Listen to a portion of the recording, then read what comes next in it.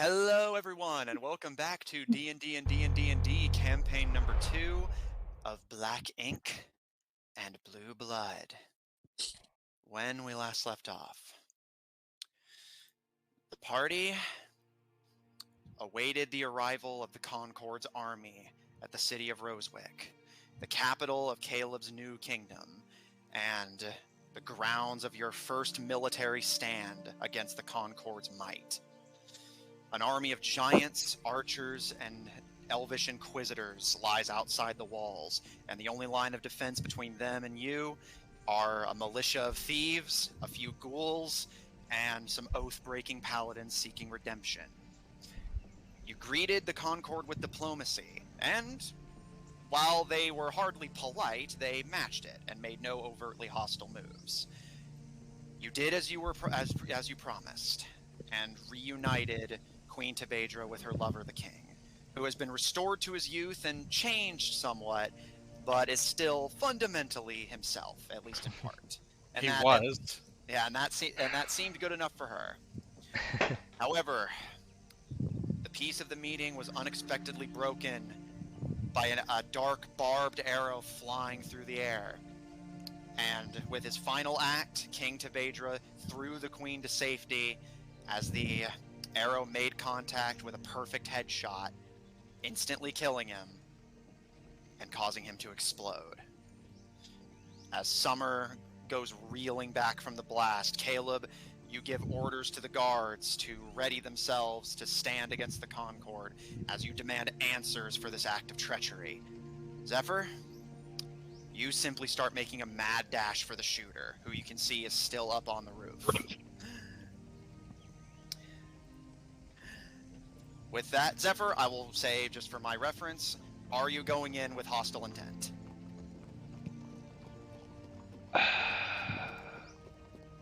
Not entirely. I want to. I want to capture them first, if I can. Okay, so that's gonna be that's hostile enough for me. Zephyr, we will start with you and the shooter. Both of you roll initiative. I will, once they take their turns, I will give the rest of you time to say what you want to do and potentially intervene, and then, we'll kind of keep doing this process until either a full fight breaks out or the conflict passes. Screw it. Inspiration. Wow. Okay. He wants that initiative roll. With Well, that, wasted. let the carnage begin. Wasted. It's still bad. Well, I rolled a 9, and then I no. I rolled a 9 at first, and I was like, oh, I would like that to be better. My inspiration is 4. Oh, jeez. I was like, yes. That's a bummer, man. I'm sorry. That's fine. Poor thing. So 14. Okay. Well, it makes you feel better. Wolfhound didn't do much better. So it is Wolfhound. Is there? Yeah, I was about to say. I mean, like I've been building up that there's an assassin in the city the whole time. I mean, yeah, like, come on, guys. Well, I had a Chekhov's feeling. gun. I feeling it Yeah. was, but you confirmed Me and it Matthew with were that. just talking about Chekhov's gun. Would this be Chekhov's gun or would it be Chekhov's person? I'll argue this is absolutely Chekhov's gun. I said that Wolfhound's in the city. You just hadn't seen him yet, and here he is. Yeah, I was You just like, didn't know why he was here. Well, I thought Chekhov's gun specifically referred to an item. Now, Chekhov's gun basically means any thing. This would be technically known as Chekhov's gunman, I believe. But Oh, anyway, yeah, that's it. Unrelated. Zephyr, you actually get a higher initiative than him by 1. You're up. So, are you just gonna full tilt sprint his way? First off, I will activate speed.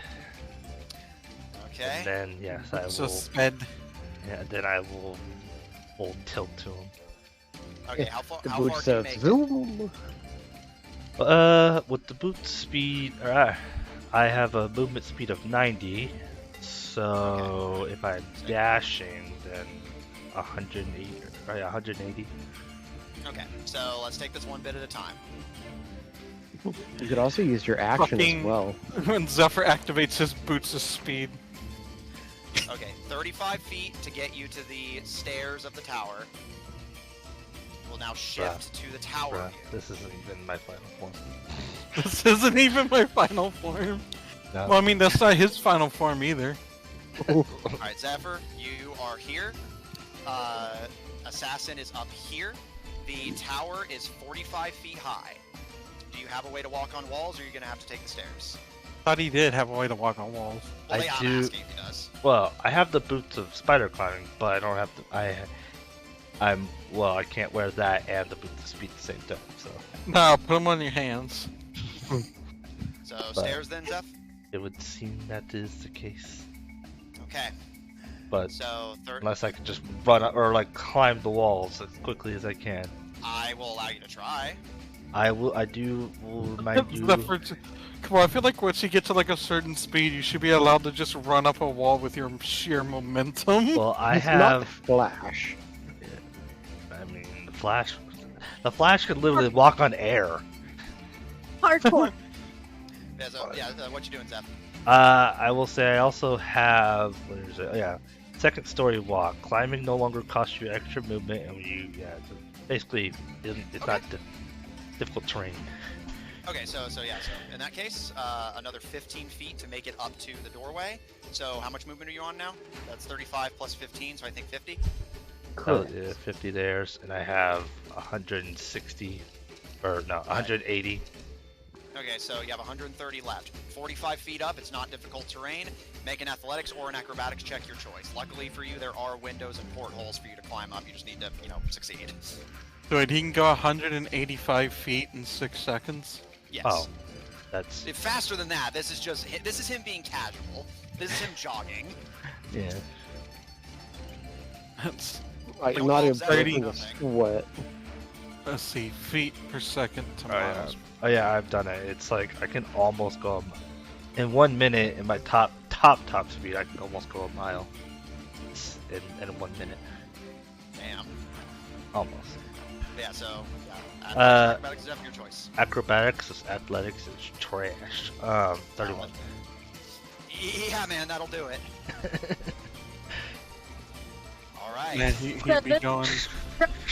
His casual speed is 20 miles per hour. Yeah. Subtract another 50 feet of movement. Zephyr, you all watch as basically the 80. moment the explosion happens. As Caleb, you start ordering the guards, and the rest of you start drawing weapons and readying spells. Zephyr just bolts across the square, sprints to the guard tower the shot came from, runs up the stairs, leaps up onto the door, and starts just climbing up It's like watching a gecko. It's insane. Fucking like Sonic the Gecko. And Zephyr, in less than 5 seconds, you are across the square, up the tower, and next to the Wolfhound, who seems quite surprised to see you. Yeah. We You just see- see this outline of Zephyr where he once was. Fucking just. I was gonna say, did he move too fast for me to give him guidance? Yeah, I think so. I think so. Plus, I don't You know really the guy. got to remember you have a guidance before somebody Yeah, does before something. someone I does wanted to say something earlier, but like Ah, everybody kept on talking and I didn't want to interrupt. That's fine. And Zephyr be a fast boy. Yeah. He made it, to be fair. Alright. I don't know. I wasn't too worried. Zephyr, you see standing before you, seeming shocked, still having the longbow in hand with another black arrow being knocked. A tall human figure, or at least seemingly human. A black bandana pulled up over their nose and mouth. A pair of red glasses shielding their eyes. But a head of blonde hair that goes down to their shoulders but is tied back behind their head. Their sleeves are long and black, and their left hand has a dark black, thick glove on. Their right hand, which is the one actually knocking the arrows, also is gloved, but this glove is fingerless. You can see a variety of weapons on their belt, and they are shielded by a thick-looking leather fur coat. Although you can see beneath it what appears to be studded leather armor, also dyed dark black. Alright. The figure just stares at you silently. What do you do? I would like to kind of go quickly grab my parasol and kind of holds up to him like Really wish you wouldn't have done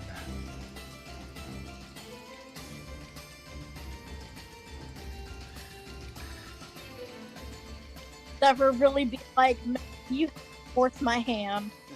that. You done fucked up. What do you do, Zeph? Anything else, or is that the end of your turn? Yeah, I use my action. I use my either bonus action or action to use the object. And either way, I got no way to do anything right now. Okay. Zephyr, out of curiosity, do you speak Dwarvish? No. I know Common, roughly Draconic, and Deepscale. What the? Okay. The Wolfhound stares at you, but seeing as you've exhausted yourself just getting to him that fast, he kind of collects himself and finally speaks in a dull, accented voice that speaks a language you don't recognize. But what you do definitely recognize is the blade that slides out of his thickly concealed gloved hand. And he is going to lay into you. Do you have a fucking hidden blade? No, actually, Zephyr, the mean- best way I can describe it is it looks like his fingers just morph together into a blade. Oh.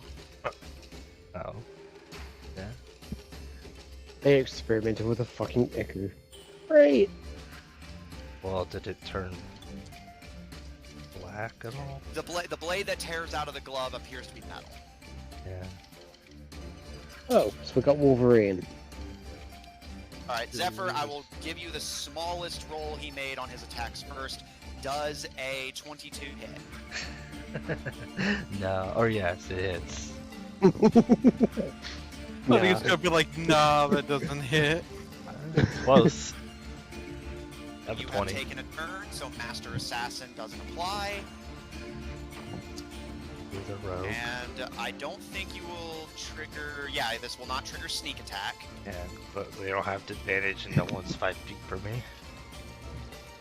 It's gonna be a regular ass attack. Well, yeah, but Let's see how sounds much like this a- regular ass attack hurts. it sounds like it's gonna be several regular Yeah, attacks. yeah. It sounds like it's That's 60 I feel like damage Zephyr taken. might regret trying to take this guy one-on-one. no, don't worry. Let's find Well, out. he can uncanny dodge if it comes down to it. Well, I can uncanny dodge one attack technically, so Do you have to say you're uncanny dodging before the damage, or can you like hear all Well, the damage and be like, yeah, I you can dodged the usually- highest damage? well that part I don't know, but it says you. I think you can hear the damage and then be like, hey, yeah, I want half that. But usually that's that, and then once they attack after that, you're done. Alright. I mean, I guess. Do I have any other reactions that I need to worry about? Yeah, go ahead and check that before I give you the damage.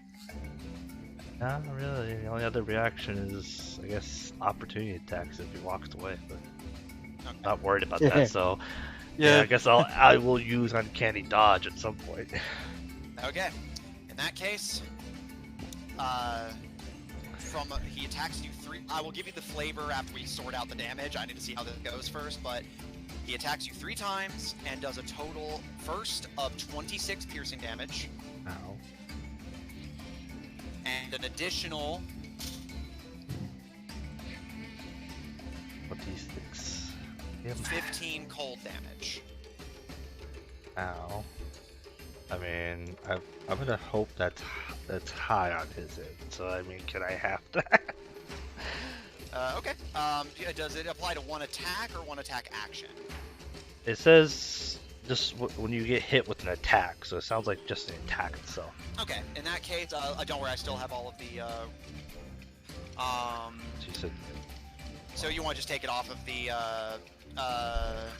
highest one, or how do you want to roll? wait, this? was that the total damage? Yes, but I Okay. still have the individual rolls up, so I can just half it for one of them. roulette. All right. In that case, I mean, that's not quite as bad. I thought that was one attack did that much Yeah. damage. I thought, yeah, me too. I was like, oof, I'm gonna. yeah, the Wolfhound works best when he has the element of surprise. Well, yeah, the sneak attack rogues. Rogues are very good at getting that hit in. And he's strong. But Zephyr, you still take the damage, but you may subtract 10 from the total. Okay, so how much damage? Well, I know 26 slashing. So yeah, 26 piercing. Or piercing. I don't have resistance to it. And cold. But And basically just but subtract like 10 from the total of that. Is 15 cold, right? Yeah. Okay. I just damaged myself and then healed myself for this. Yeah, I figured. Alright.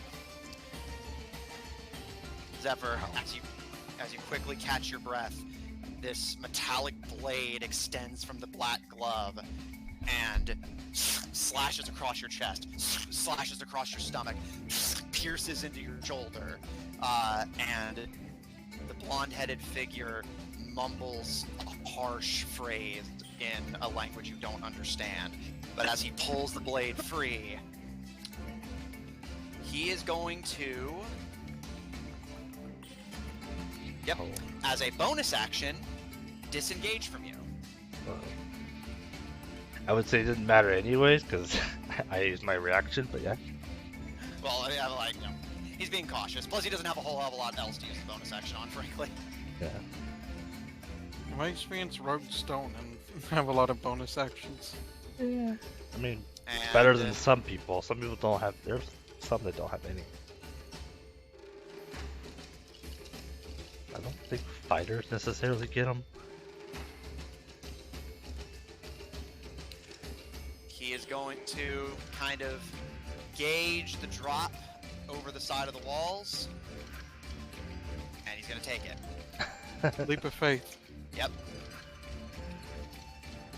Jumps into a hay cart that was just conspicuously placed perfectly for him to jump into from the ledge.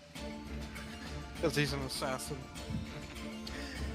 Please let him splat.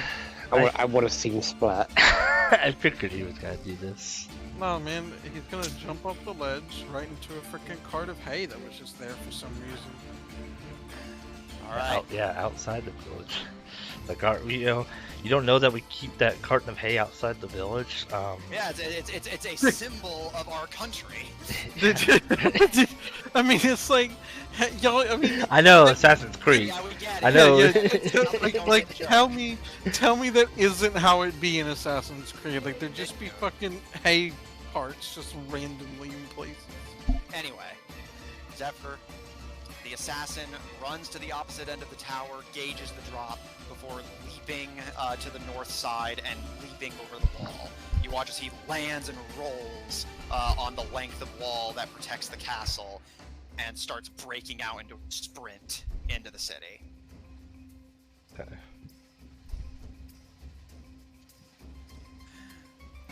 Meanwhile, now, Yeah. before anyone says anything, yes, this is probably going to be longer than 6 seconds. I'm going to basically give each of you a chance to do one kind of noteworthy thing, and, obviously the chance to do some dialogue. Talking is always the action, and then we'll circle around. Just, I think that's the best for half initiative. Happens. So with that said, the rest of you,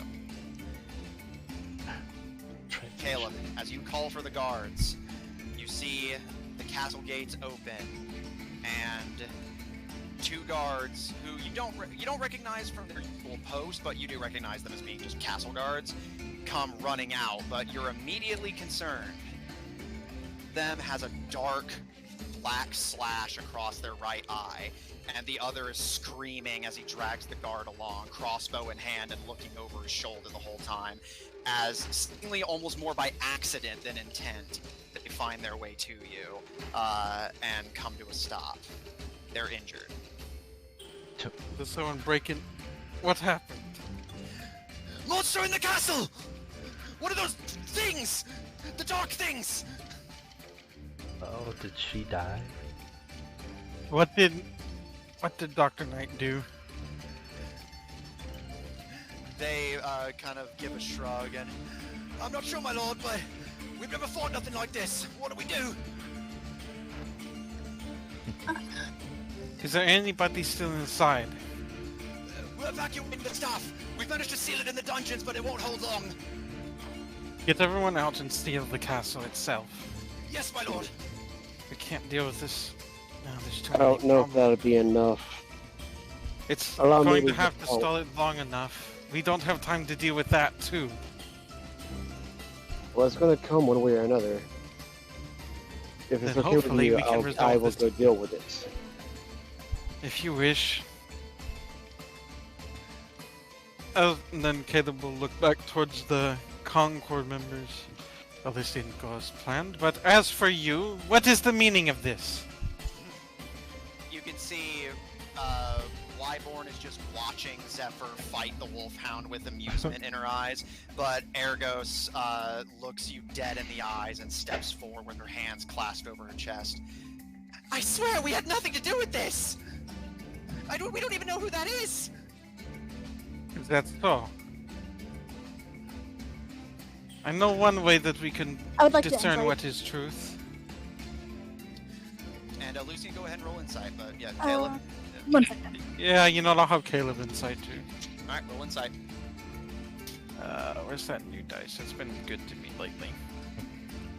Yeah, currently Wessis is running off towards the castle with the guards. Oh, noted. Really? I really should make Caleb proficient in insight if I can. I need to roll this. I got an 18. Ooh! Okay, 18 from you. Let me see what my modifier is real quick. 24. Caleb, Lucian, you survey President Ergos critically. She's young, and as an Inquisitor, she's typically very honest and, frankly, a bad liar. She's being completely sincere right now. She seems genuinely completely clueless as to what's going on. Caleb, I don't think that she knows, but I'm gonna look over to Wyborn. Other than watching Zephyr, how does she, does she look like she knows what's going on, or? I'll lop it in with your previous insight roll since it's kind of fundamentally the same. She is a lot harder to read. Caleb, you can't get anything definite off of her. But Lucian, as you squint, you can see that she doesn't strike you as the kind of person who's quiet about her victories. If she wanted the king dead, especially because she implied earlier that she's magically capable enough to literally end people with a word.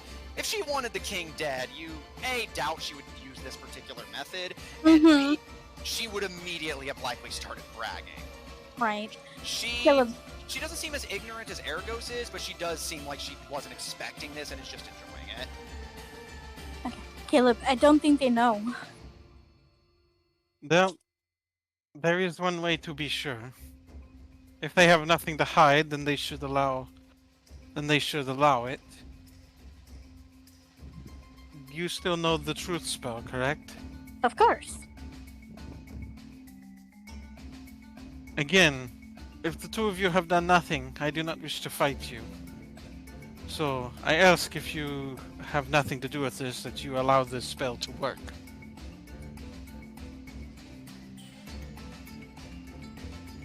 We can't hear you, honey. What? Oh, sorry, muted. I was about to say, my microphone is practically in my mouth. No, not you. No. I heard him from inside my room, but I didn't hear what he was saying. Anyways. Yeah. Caleb, the queen furrows her brow and scrunches her nose, but Ergos grabs her by the sleeveless arm and gently tugs on her to get her attention. Please, my lady, I've seen what these people do. I know you'll be okay, but... She lets the rest of the sentence go unspoken, but you get the impression she's concerned you guys might kill her to get to the queen. Mm-hmm. Oh, so she does remember us. Yeah, of course.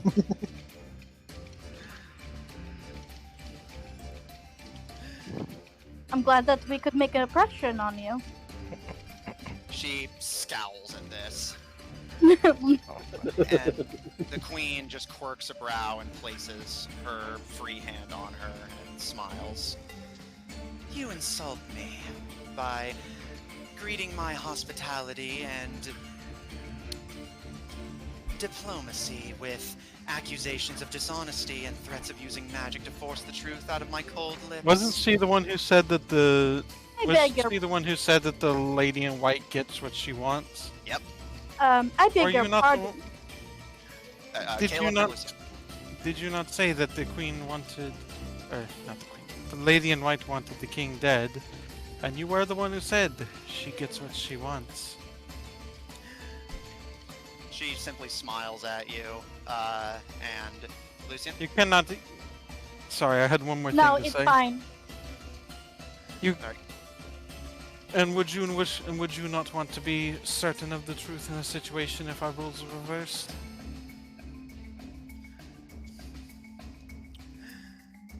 And Lucian? I forgot what I was gonna say. It doesn't matter. I'm Okay. sorry. The queen scowls, and as her hair flows around the hidden side of her face, she smiles and... Indeed, the lady does get what she wants, but this is just a happy accident. But I'm afraid you're gonna have to accept a lady's word on that.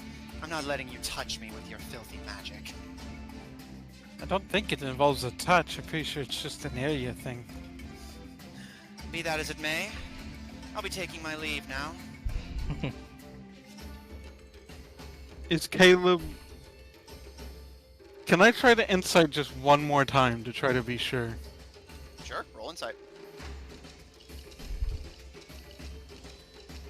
I got the same thing. She still seems like she's being straightforward. She's definitely taking a little too much enjoyment out of this, but she doesn't seem like she's directly lying as far as you can tell. But Lucian, you had a read on it. Are you sure she's not involved? She doesn't know anything from what you could tell. I'll roll again if you would like me to, but I would like to scrutinize her to the best of my ability. Sure, I'll allow that. Roll insight again. If only I could give people lucky points. Guidance to myself!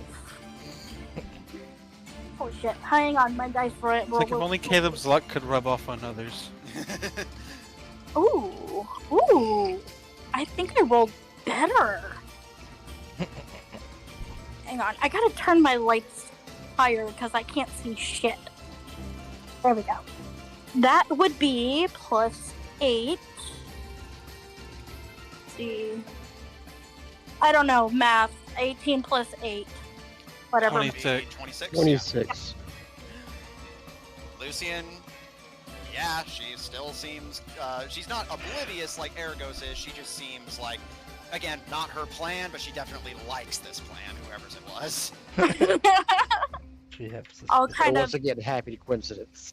yeah, I'll just kind of give Caleb a slow nod.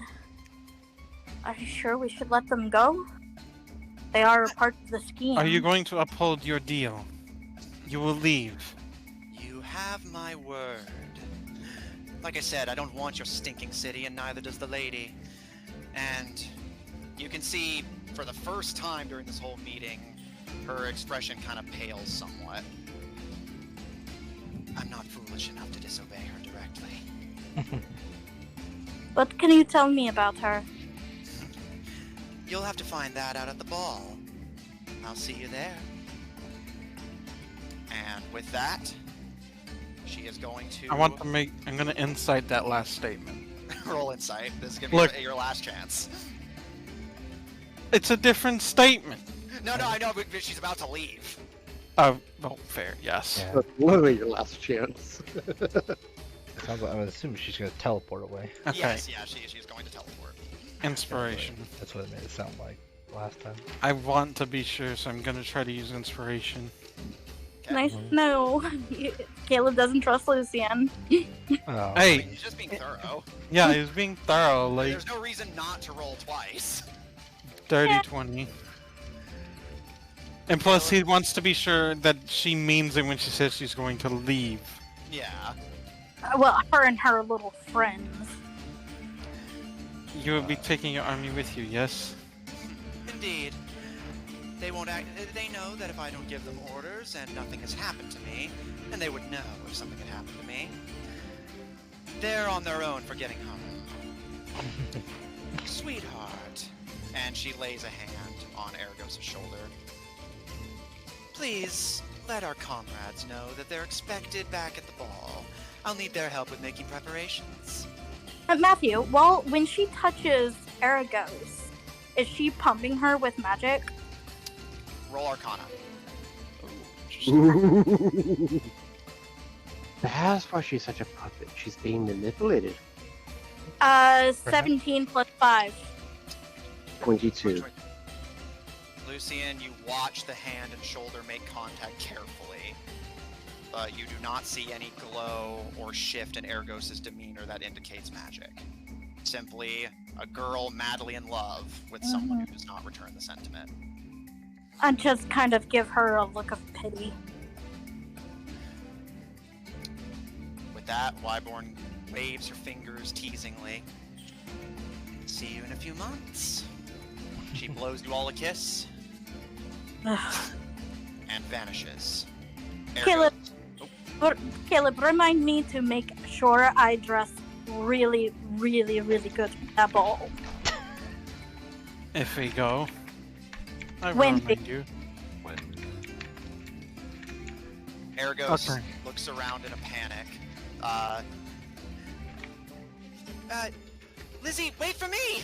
And with that, she starts running back to the city gates. Caleb will shout to the guards to let them leave. And then is the general nearby? He is at the front gates, so it's a little bit of a walk, but you can run to the walls if you wish. Is there anybody, any leaders, anybody around Caleb right now? Anyone who can give an order to guards and all the people we have armed right now? Not official military, but there are plenty of Tebadrians who are part of the militia, and you do see that Caro's adventurer friend is still in the crowd. Caleb will just gather what he can and tell them. I want everyone who has either some kind of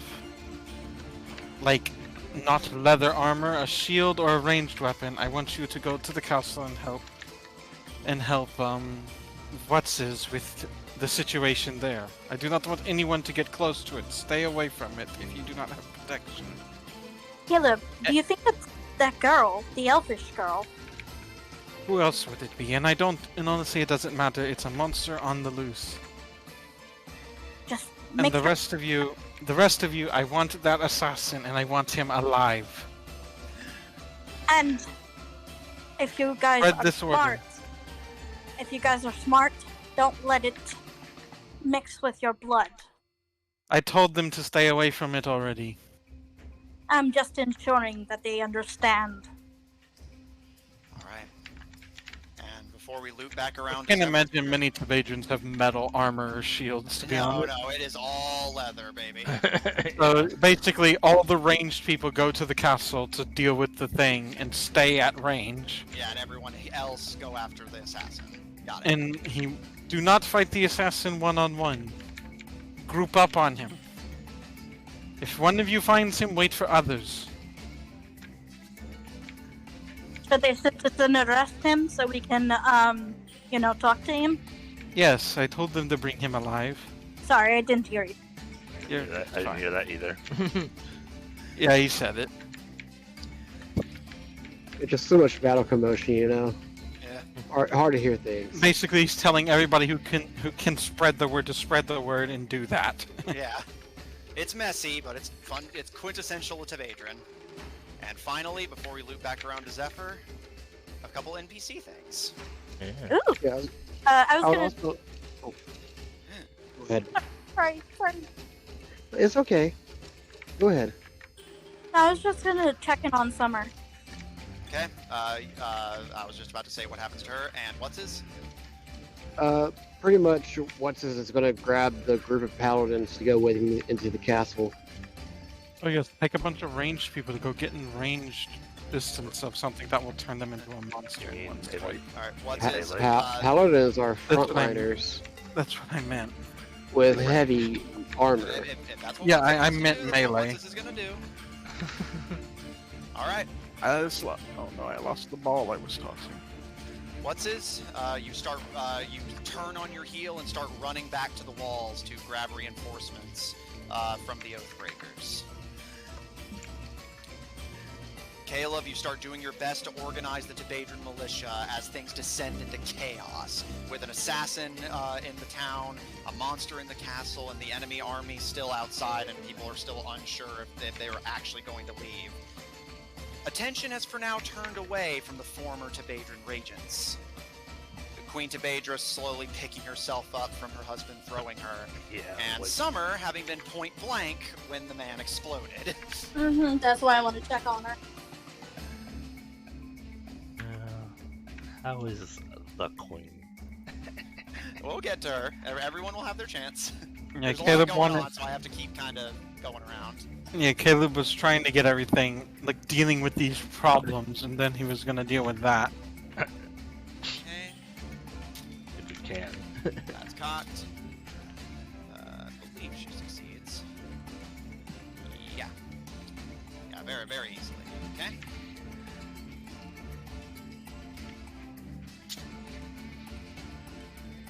Alright.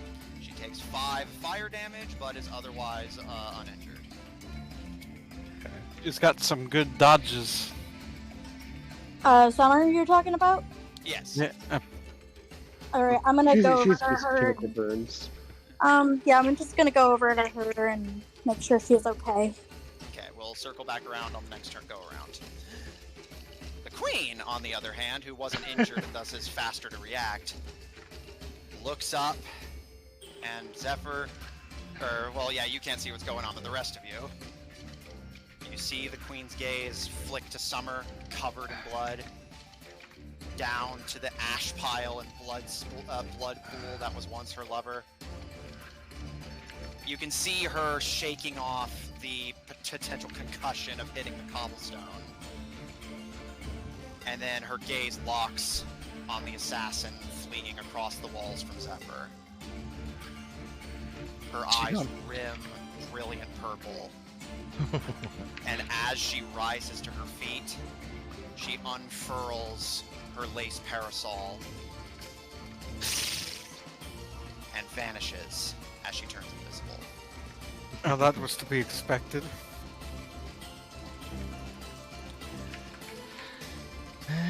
Zephyr, you're up. Alrighty then.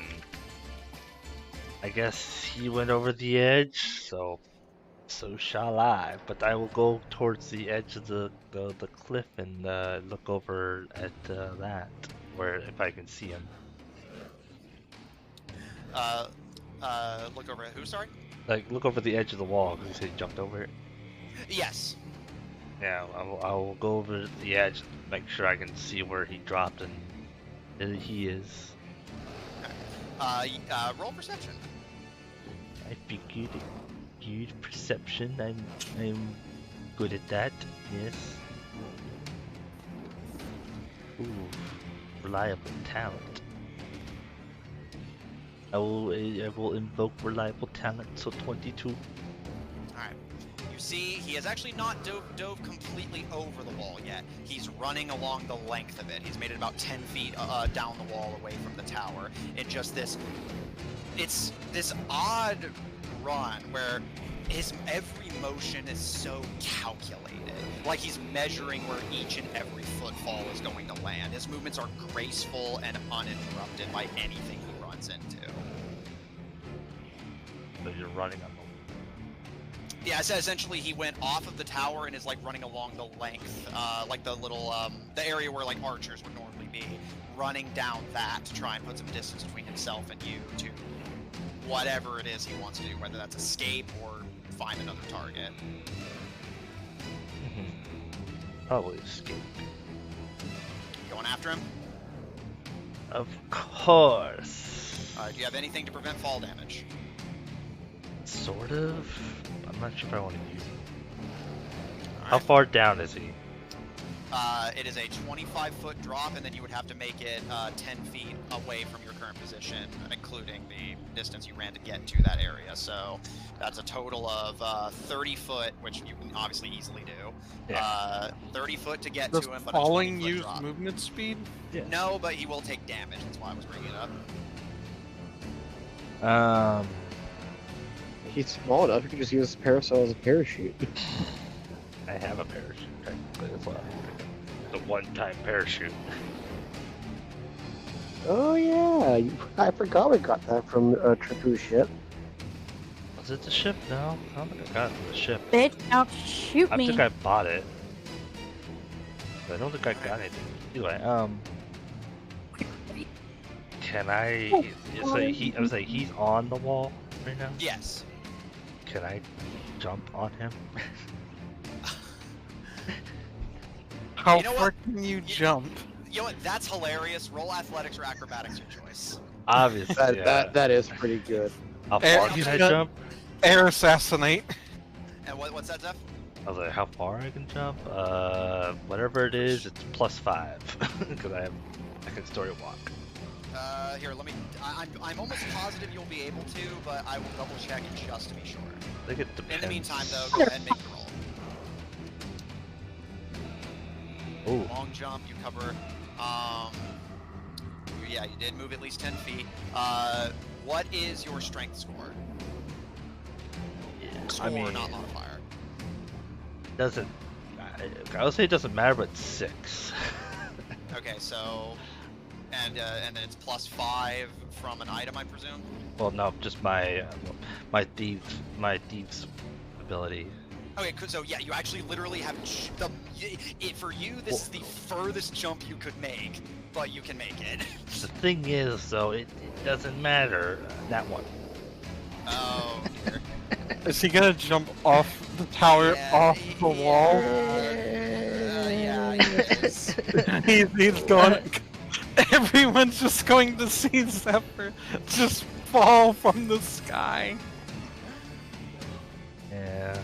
He's gonna completely. Man, this is gonna be like free running in Black Flag, man. I swear it'd be like that. Like sometimes you just roll a nat 1 in the free running and you just jump way too far. Matthew knows what I mean. He complained Oh, yeah. about that when he played those games. Oh yeah, oh yeah. Yeah, so did you. Zephyr, Oh, you saw that. Yeah, I was there.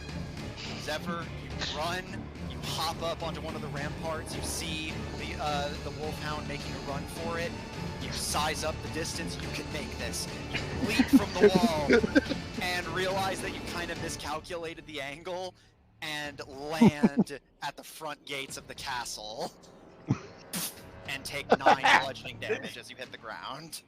Did everybody see that? You saw him jump, but you heard him land, but you didn't see him land. Yeah, because I'm on the other side. And Wasn't the general at the front gate? he's at the front gates of the city. Zephyr's at the front gates of the castle. Oh. And the Wolfhound is at the end of your turn, Zephyr Zephyr. back. I assume I can get up. Yeah, half your movement, but yes. That's a lot of movement there. I think it's just getting up from prone is always half, right? I know it's still a lot of movement because it's 90, so it's 45. Yeah. Yeah. Is it half your base movement speed? I'm pretty sure it's just, I'll double check, but I'm pretty sure it's just half your movement period. Anyway. Yeah, of course I'll get up. Whoa. Ow. Yeah, I was gonna say, Zephyr's back. Didn't exactly go as planned, but Yeah, it just says half your movement, so. He got pretty excited there, huh? I can do it, Geronimo! Yeah. Anything else, Zeph? how far away is he now? You see that from you, so you made that jump to get to him. Yeah. Splattered. You would have to climb. God, you would have to climb 20 feet up the walls to get back to him. Now, let's say, you know what? Let's just do it. Zephyr's gonna just reach into his bag, pull out a bottle, and I guess he'll bonus action use an object. I'm gonna pop a potion of speed. Okay. So my new walking speed is now my new base walking speed is now 180. Okay. He's been waiting for this, I think. That is a real 180. Ah. Zephyr, you feel like how you do I just kick you out ingested again? pure caffeine. Like, maybe Lucian's not so crazy. What do you No, do, she Zephyr? is. It just cracked on fucking Seriously? cocaine. I'm trying to heal you, bitch. Cocaine. And, mute while you're gaming, please. Sorry. No worries. I would like to use whatever movement I have left to just get back up the wall. Athletics or acrobatics, your choice. Okay. This one's gonna be a little bit harder because there's not as many convenient little cubbies. I rolled a 7, but I have proficiency, so 10. That would be 25. That'll do it. Zephyr, you chug your potion, rise up from your splattered position, and basically, yeah, just flash style super speed run up the wall. And you are behind the Wolfhound once again, who looks over his shoulder, and you can't see his face. I imagine. Yeah, like, you can't see his face because of the glasses and mask, but you get the impression he's either really frustrated or really surprised. So, do? here. Oh, I'm trying to think what I've done so far. I So- moved over here, Yes. I jumped off, Yes. and used half my movement speed for that, and then Yes. I used my bonus action for the Action to item. Chug a potion, and then I believe just more movement to climb. Yeah. So you still have your action. Hold on. Actually, I have 2 actions. Oh yeah, because you did Potion. the speed. Haste. It gives me haste, which I now have a haste action. Okay. What do you do with them, bud? You got a lot to do. The world's I like to imagine for you, the world's gone full Quicksilver. All slow mo. It's like Sweet Steven's like. dreams are made of this. I feel like Zephyr's just more frustrated now because like the world's even slower now. It's gonna take longer. All right, Zeph, what do you do? Alright. I find my potion of speed in here so I can get rid of it. But there it is. Frickin' Zephyr. I would like to, I guess, can I need art Damn. now. kind of quicksilver around this guy? I would like to pull up my chain of restraint and wrap it around him as fast as I can. I think Zephyr might actually be kind of angry after falling flat on his face chasing this guy. And the fact that this guy just assassinated his father. Hey, Dr. Father. Stepfather in a sense. The father he got pawned off to. Okay. Okay, this is interesting. Were you not expecting this today, Matthew, when you woke up? No, let me see how this is gonna work. How can I? Did you forget Zephyr had that? Well, no, I didn't forget. I just wasn't expecting him to use it in a battle. Yeah. Let's see. Oh, where else do you use it? Okay.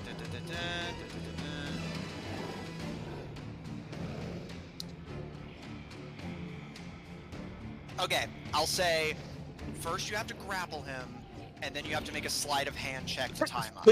Please tell me this is how Zephyr landed. Landed. Oh. But yeah, so is that cool with you, Zeph? I think that's how I'm gonna roll this. Okay. Grapple. Yep, grapple up. Make a athletics check. He will make a acrobatics check. That What's the item?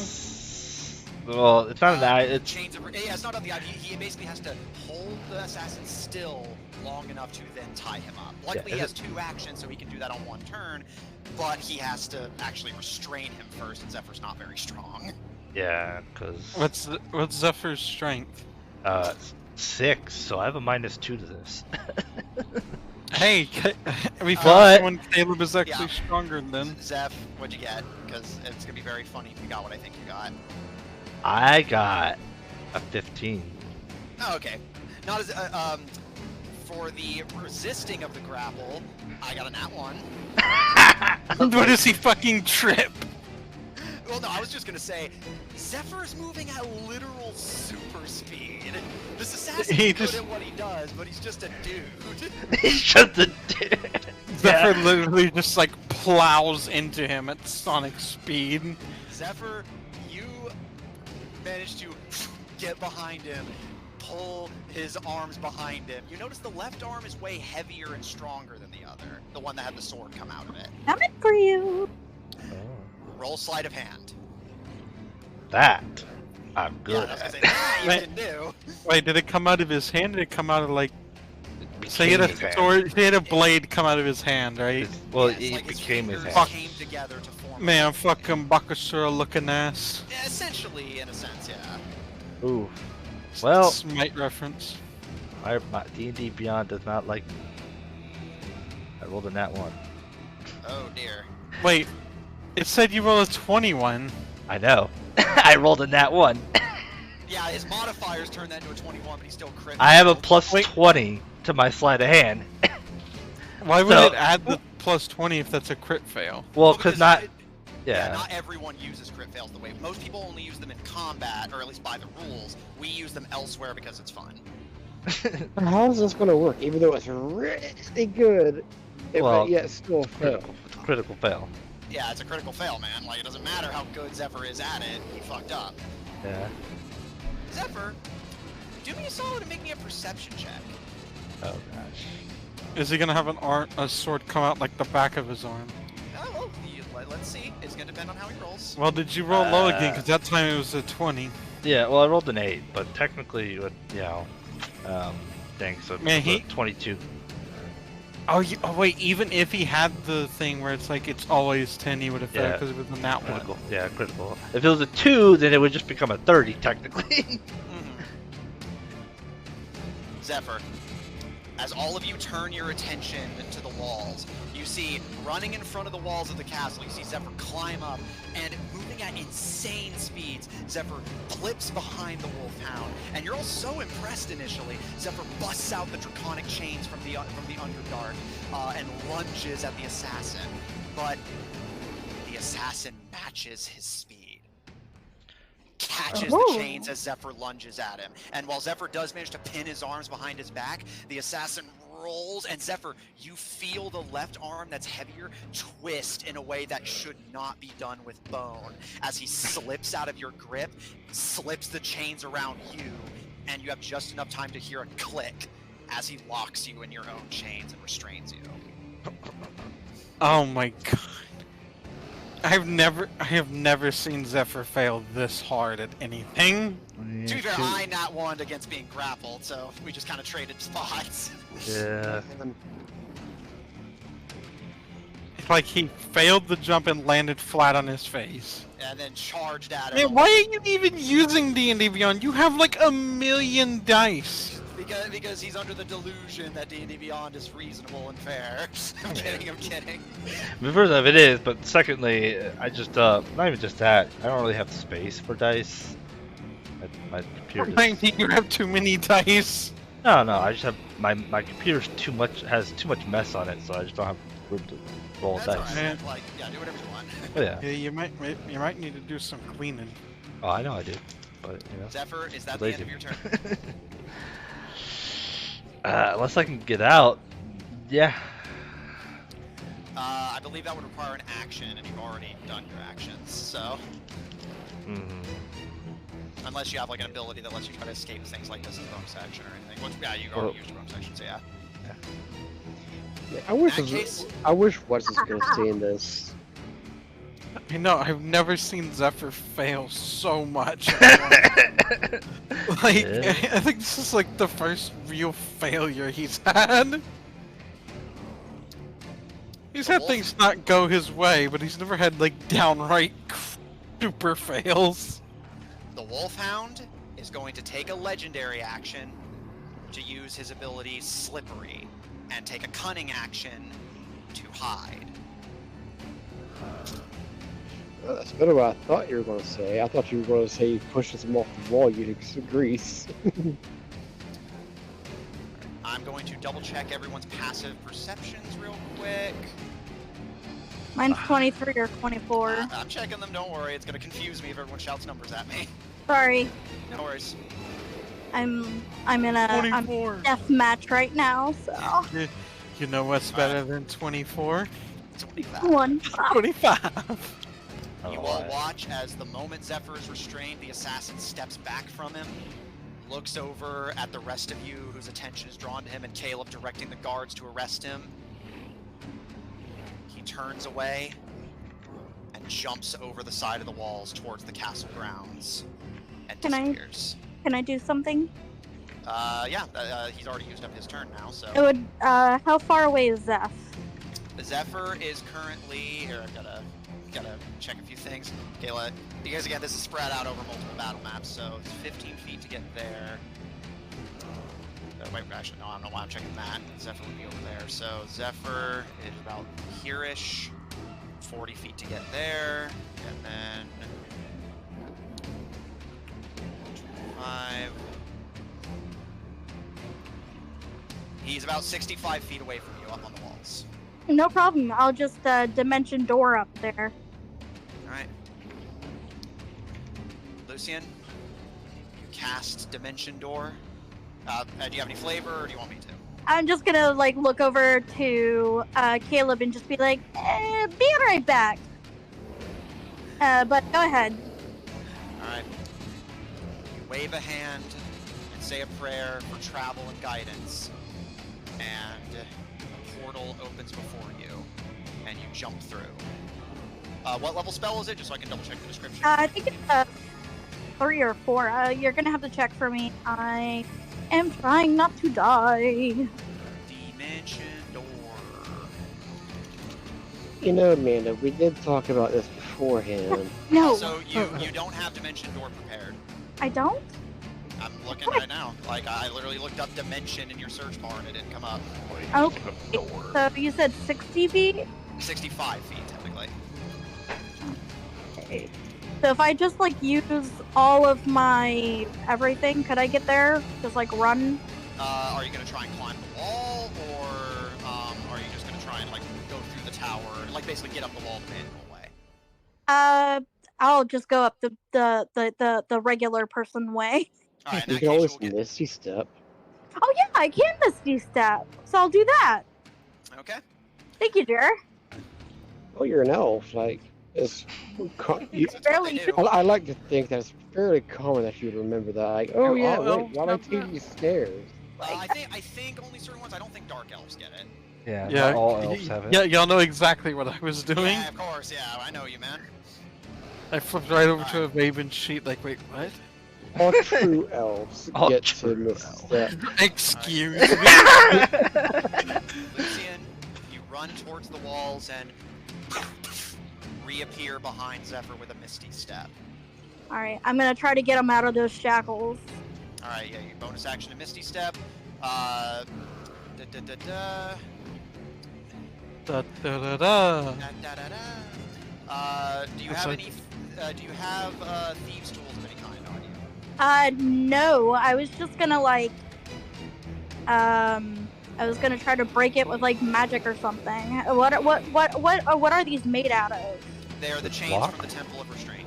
Are you talking about the lock or the chains? Oh, Hey. I Oh, could yeah. melt the lock, I guess. Okay, what do you want to use? Sacred flame, I guess. oh, jeez. Yeah, that's what. Hang on. Can you come back to me? Okay. I want to think this out. Okay. that Good case, luck. Lucian, you bend down and start investigating the chains and trying to figure out how you're going to go about unlocking Zephyr from his predicament. Caleb, the militia runs into the castle grounds and starts scouring the area, both for the Wolfhound and to shore up the defense against this monster that's in the castle dungeons. Does anyone have anything they'd like to do? Yeah, I was gonna have.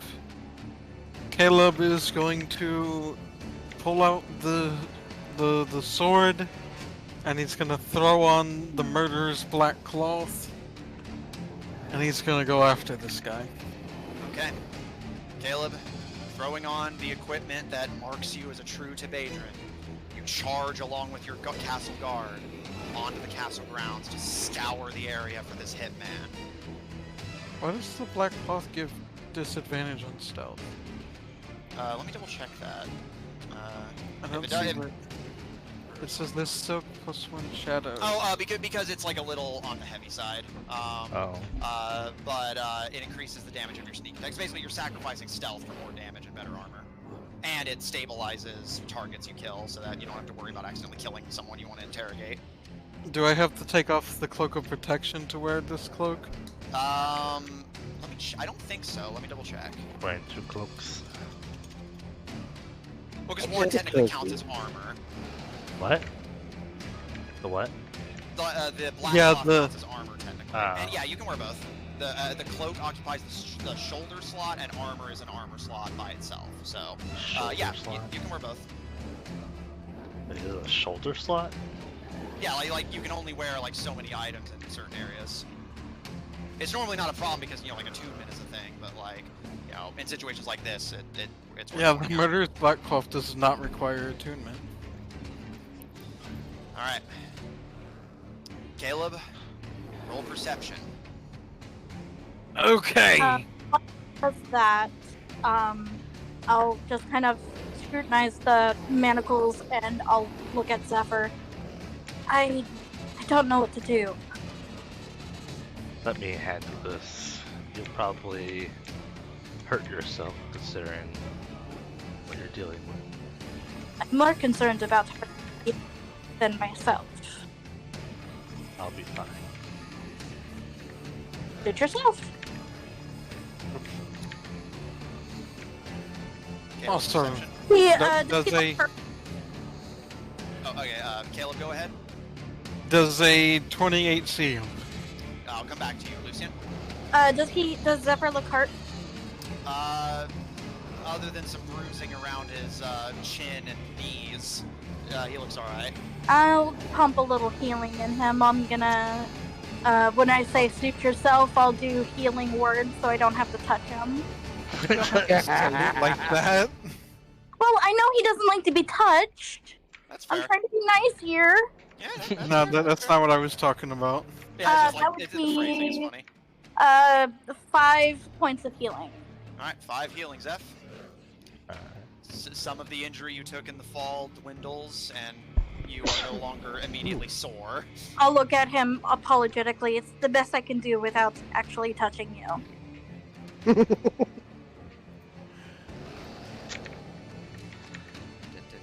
Okay. And Zephyr will come back around to you, but Caleb, as you and the guards open the castle gates and charge into the courtyard and look Wait, around. because the guards are looking, do I get advantage? Yeah, I'll allow that. Okay. Please, 10th. Nice. I made a good roll, but I might as well make another roll. You never know. It could be a natural 20. I get you, Yeah. I get you. You run in and you run straight onto his dagger. Okay, so the first roll would have been the 28, and the second roll would be a 1.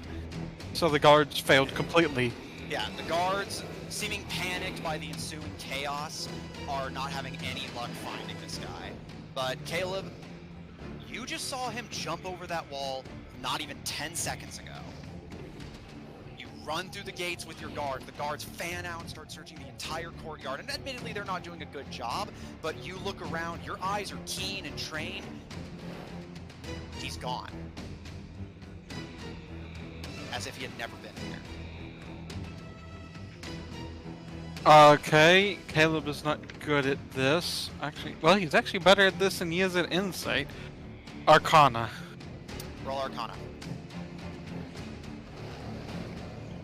It's gonna be a 21 on Arcana. By your best estimate, he either is invisible or teleported. That's the two most obvious solutions you can think of. That might involve magic. I know someone who can see through invisibility, but I think he can only see one place, right? No, wait, he can see the whole castle, right? Because he saw him before.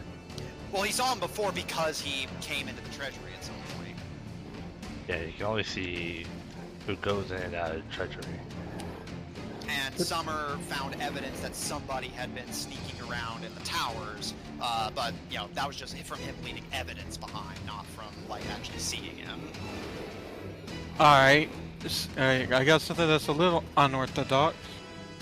But, I mean, I assume even if he's invisible, he would still, like, his footsteps could still make sound, right? In theory, yeah. Could Caleb try to listen? I did lump listening in with your earlier perception. And given Can I that do you can advantage I over- do a more specific look with investigation? Yeah, I'll allow investigation. Okay, we're gonna use a lucky point on that. If I could remember where my lucky points are, there they are. Lucky Just point. like your mother. That might not be a good thing. Okay, so investigation is gonna be a dirty 20. Thanks to luck. We'll come back to you, Zephyr. Restrained by your own chains, and as you look, you see much the same as Caleb. At least with your passive perception, he just went over the wall, and then the next thing you knew, he was completely gone. Caleb, you can see, is searching the grounds thoroughly with the guards that he's sparing for it, and they are turning up fucking nothing. It's like he just vanished into thin fucking air. Okay. So am I allowed to get out of my chains? You can try. Well, do I have my hands free enough to pick the lock? Let me check. I guess it depends on how he It wrapped me. fixes on lock. Well, I never actually said I locked it. He had his own lock. Yeah. And Zephyr, your hands are free, but you won't be able to see what you're doing. So you can try, but it will be at disadvantage. Oh, that's not fun. I'm not worried about that. All right. In that case, as we come back around to the top, Zephyr, roll a thieves' tools check at disadvantage. Yeah. So my sleight That's of hand. 52. Oh, it's. Could I give him guidance since I'm standing right there? You may add a d4 to this. 34. Well, actually, wait. Is that D4? Okay.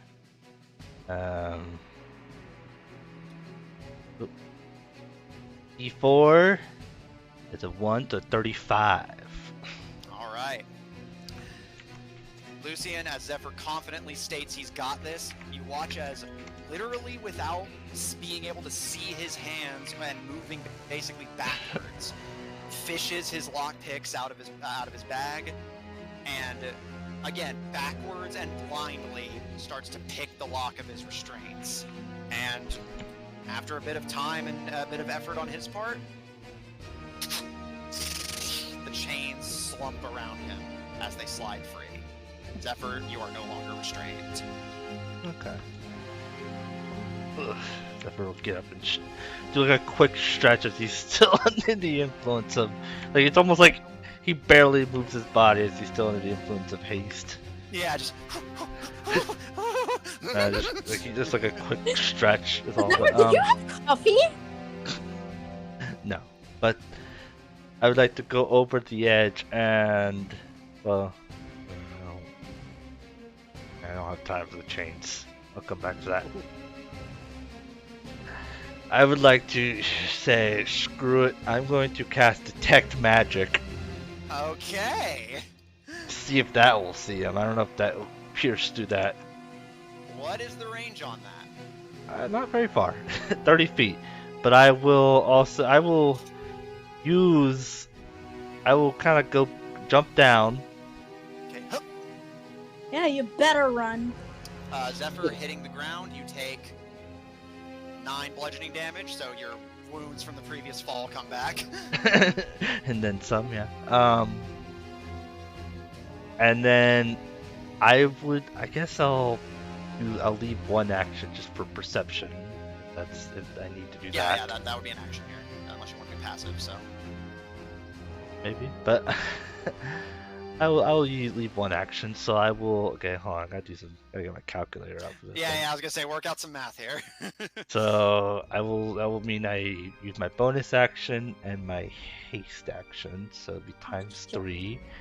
I will just run around the entire town about 540 feet. Okay, so for my reference, so you jumped off the walls. Are you heading towards the city, towards the castle, or along the walls? Basically, you can only check one at a time, essentially. Yeah. So. Trying to think which one I'm trying to calculate which one to go for. Yeah, I do know what he did and where he went. So. Yeah, like, and I have some suspicions. Yeah, he went back to the tavern. Yeah, that's what I'm thinking too. Like, he was just going back to the tavern where he always was, in a sense. I would like to go back in town, maybe like stop by the tavern, or along the way. Stop into the Bear's Lodge. Yeah, you know what? I'll go for chaos is going on. I'll go in for like a quick look, like 5 second, or like a 0.5 second look, like okay, no. Grabs a quick drink on the way through. Leaves a Literally coin. Sonic the Lizard Man. Zephyr, Jesus Christ. You're gonna need to go a little faster if you want to get there in a turn. Well, I would have to go based off my passive at that point. This man is sneaky. So, if you want to go to the bear, again, you can do it. It's gonna be a bit of a sprint. Yeah. So, what do you want to do? You want to check the Bear's Lodge or check the immediate area? What's your plan?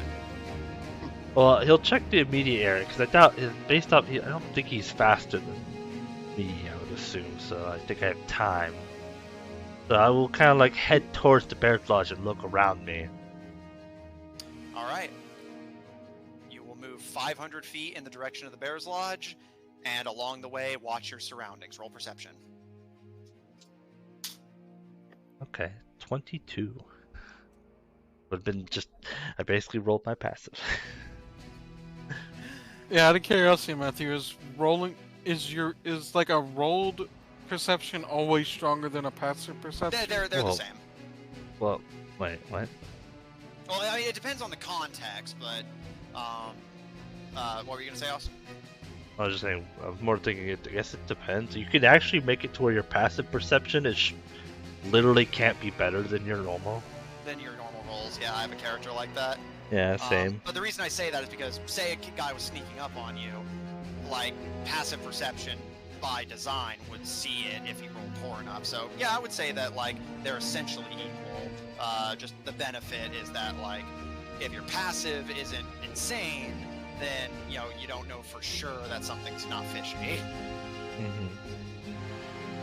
And a passive perception only tells you, like, essentially what's immediately around you. It doesn't, like, pick out details for you. Yeah. That's where rolling would come in. Also, passive is only typically, unless you have modifiers or ways to add it to it, it's only half your roll. So, yeah. So, alright, Zephyr, break out into a sprint, making your way to the Bear's Lodge. You'll arrive there on your next turn. But we are effectively out of initiative until somebody manages to catch this guy, but there is still chaos as a monster's on the loose. What did Caleb find with his investigation? Caleb, you search the grounds. The guards assist you where they can. You search the area where, Zephyr and Lucian are right there, like, so he must have landed nearby. You search that area thoroughly. You search everywhere around it. No prints. Nothing is out of place. The grass isn't even bent. Can I? Let's see. Do I have it prepared? Is the question. Okay. I'm going to take 10 minutes to detect magic as a Alright. ritual. Okay. So you'll again take 10 minutes to do that, but you will do that. Caleb, your investigation turns up nothing. That he left no clues behind. It's like a ghost. And didn't I do an arcana to see if there's any kind of magic involved? Yeah, which you can't see anything, but just the only way you can rationalize this in your head is he either teleported when he went over the wall and just never hit the ground to begin with, or he turned invisible and has some way of making his tracks completely undetectable, which is not unheard of. Rangers are capable of doing something similar. Would Caleb know if there's any, like, if there can be any, like, telltale signs that a teleportation has happened? Like, does it leave, like, a smell in the air? Does it... That's why I'm detecting magic. Any kind of effect? Let me double check. I imagine Caleb would know some stuff about it to combat it. Oh, Yeah. But wouldn't that mean I would have saw it? Well, I mean, let's find out. Caleb, I'll just lump this in with your previous Arcana roll. You don't know at least not personal teleportation, to leave behind any kind of obvious trace, at least not off the top of your head. Now, it's not unheard of for there to be an accident of teleportation that leaves evidence, but if a teleportation goes properly, then yeah, they effectively would just vanish from existence.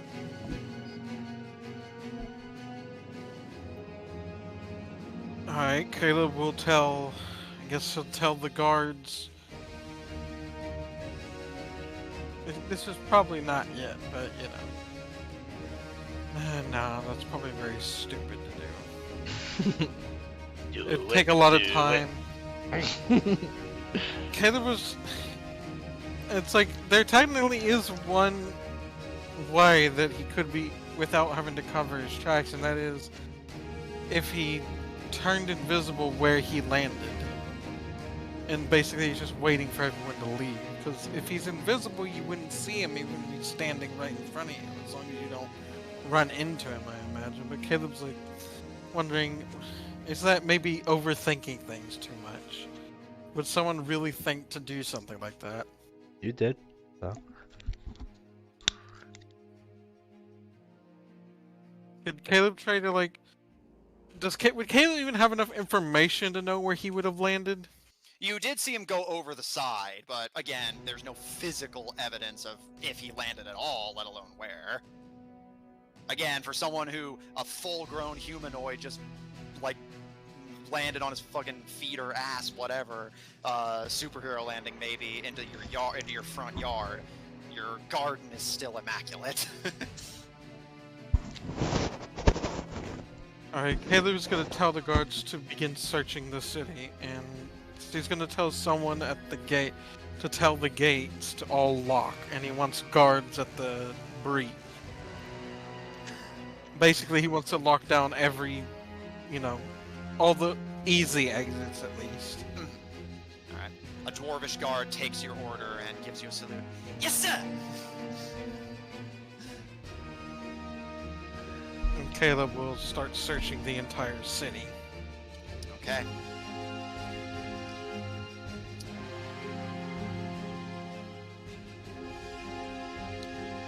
In that case, I think we are well out of combat now and heading into an investigative phase, so let's... So, what wind has down a bit. happened with What's-His? I was gonna say, remember, you had to go across the entire city, get to the front gates, get your Oathbreakers, come all the way back. Yeah, I was just curious. No, Want to no, make sure that it didn't get forgotten on accident. Oh, no, I no, guess was actually technically about to round Caleb up did around tell the ranged people to help What's-His specifically, so they're probably following him, right? you. Well, you sent them to basically, like, ford up in the castle. What's-His made the kind of last-minute decision, wait, hold on a second, and ran back to get the Oathbreakers. So basically the guards are gonna, like, just hold down the position and make sure the monster doesn't get out of the dungeon that they trapped it in. What's-His is gonna come back with reinforcements to actually kill it. Okay. Yeah, Speaking of, we'll make sure to tell them that when What's-His returns is ready to fight, listen to what he says and deal with it. And most importantly, stay out of its reach. mhm. If you have Okay. to give up taking a shot to get back off, back off.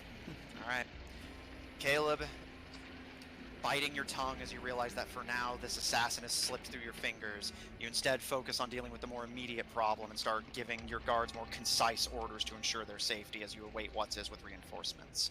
Lucian. Oh no, he's gonna give them the order and then he's gonna go to search the city. Okay.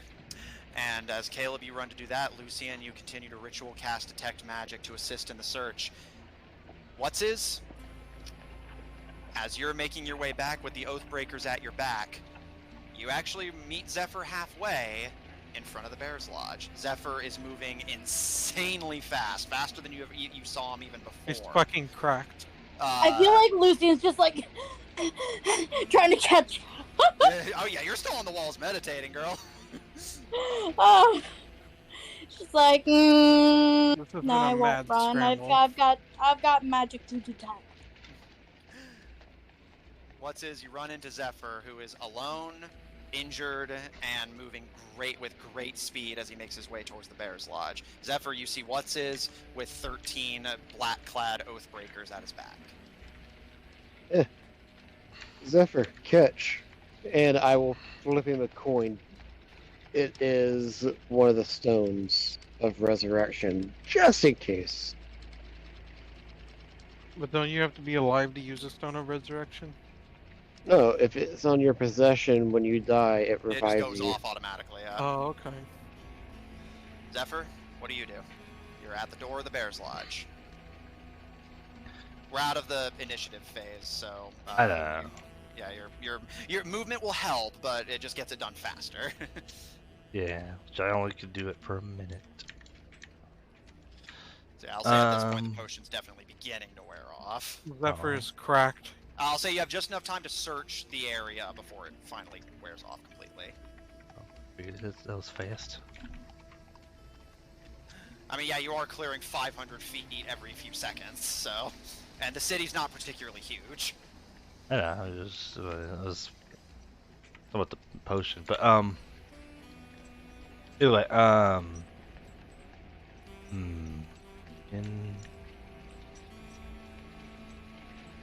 you know, I'm gonna go as fast as I possibly can to go check out Caleb's father's room. Okay. You catch him mid-disrobing. Oh! Just, oh, I can explain. Stab. Zephyr, roll investigation. Don't be rude. Can't help it. You, the person who's shooting at me while I'm trying to heal. Again, mute when you're gaming, please. Sorry. No worries. That'll be a 16. Alright.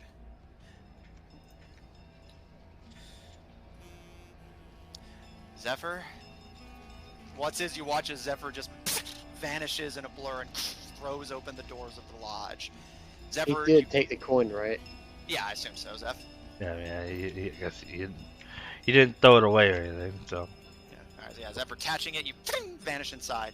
You can see there are already people inside, like, panicking and, like, grabbing supplies as if they're preparing for the end of the world. Oh Caleb's family, in terms of his uncle and cousin, are also, nowhere to be seen. What's that? during Greylong's encounter and all this entire time, I've had, you know, dark black eyes to detect magic. Oh, yeah. Greylock. What's this? Not Greylock. Yeah, that wasn't even close to right this time. Wow. I mean, I get you, man. It's fine. Same players, similar letters. It happens. Yeah, just giving you shit. Yeah, imagine if we did a crossover campaign and everyone had to play both their characters. Nope. No. Oh, Oh, that would get confusing. No, I remember I was talking to Hunter about this earlier today, and I literally said, best case scenario, if I ran a game like that, I would force you guys to pick one. I'm not dealing with a party of 10. I'm a good DM, but if I'm going to run something like that, it's going to be like, I'm going to call Guinness for setting a record at that point. Man, that probably ain't even in the It's not, no, ballpark it's of the absolutely record. not. The record's like something in the thousands. And I think that had like multiple DMs, so I feel like that's kind of cheating. Anyways, point is, Zephyr, you run inside. Zephyr's uncle and cousins are nowhere to be seen, but you just sprint upstairs with great haste and Zephyric speed and barge at the room that you recall Bernard and his companion staying in. The door's locked. Oh, is it really? Man, with how fast he just ran into it, I'm surprised it stood up. He has some good doors. Zephyr's very light and not very strong. You also It just mentioned... bounces off the door. like imagine like if a Labrador running at like the speed of a car ran into something. You're more likely to get the dog hurt. Imagine he just handballs off the door in the wall. Yeah, Zephyr, door's locked. What do you do? Well, I will... Super speed pick. Yeah, pretty much. Yes, It's like in Skyrim, time just freezes while he's picking the lock. Wow. Focus. Alright, roll thieves tools. Yeah. Fucking Matrix lockpick. 31. That'll do it. Zephyr, you pull out your lockpicks, start fiddling with the door before you manage to unlock it and shove it open with no degree of grace or silence. The room is empty.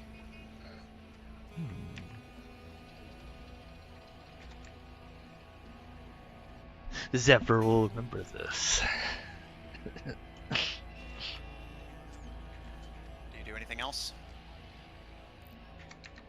I will actually close the door, and I would like to lockpick it back to being locked. Roll thieves tools. Can you do that?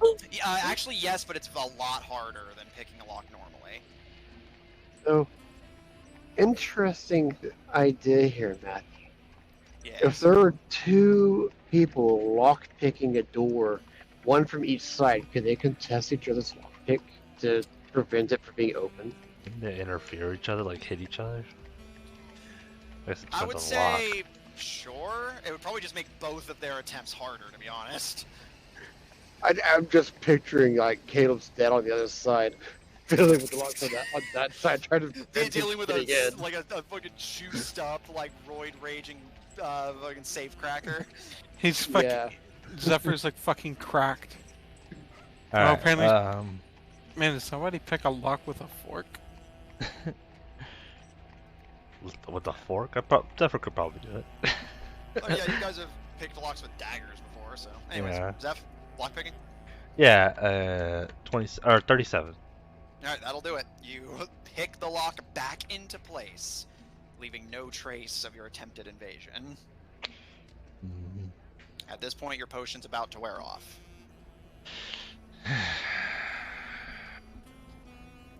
I will start heading back into the castle. Alright.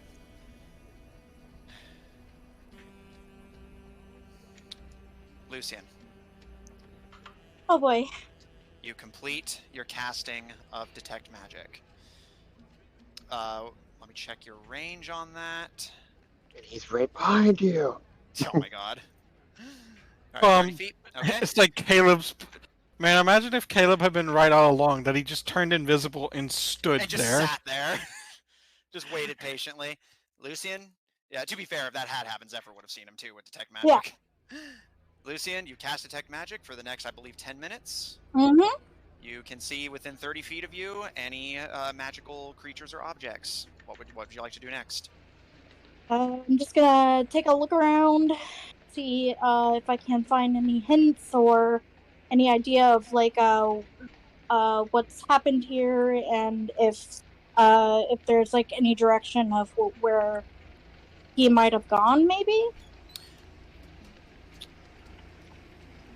Didn't Caleb already kind of check that? Well, Yeah, then but- now Lucian has the benefit of, if he is magically hiding himself, Lucian can see him, invisible or not. Yeah, plus, yeah, maybe she could roll better. Lucian, roll investigation, and I'll give you advantage on account of the detect magic. I Detecting got a magic. natural 20, so I don't think you need it. I Lucian, can roll again, just in case. Another natural. Man, what happens if you roll a nat 20 twice on an advantage? Do you get a bonus? in 5th edition, nothing. Nothing. Yeah, no, technically it's nothing. a You're it's thinking a of Pathfinder. What about in Oh, Matthew's edition? Yeah, Still nothing. Oh, I have too many players who roll well to make that viable. I'm already having to buff up every single enemy you encounter as it is. now I have a pulse rifle. Lucian, you join Caleb after a few minutes of meditation and searching the ground. Your eyes aglow, taking in any magical signal you can. He's certainly not on the castle grounds. Even your magical vision detects nothing. At least nothing unexpected. I'm gonna head towards the Bear's Lodge. Okay, bear in mind your detect magic will not last all the way there. It's alright, I can cast it again. Okay. I'm gonna full run, but I'm gonna keep my eyes peeled. Okay. Lucian just running a slow-mo compared to Zephyr. But yeah, I was thinking, I was thinking, like, Lucy just, like, the magic wears off and then she immediately sits down for 10 minutes, also just, okay. That's her thing to cast. Yeah, I was again. gonna say, like, with that in mind, Lucian, are you just gonna cast, walk, or are you gonna sit down and do the ritual cast every time?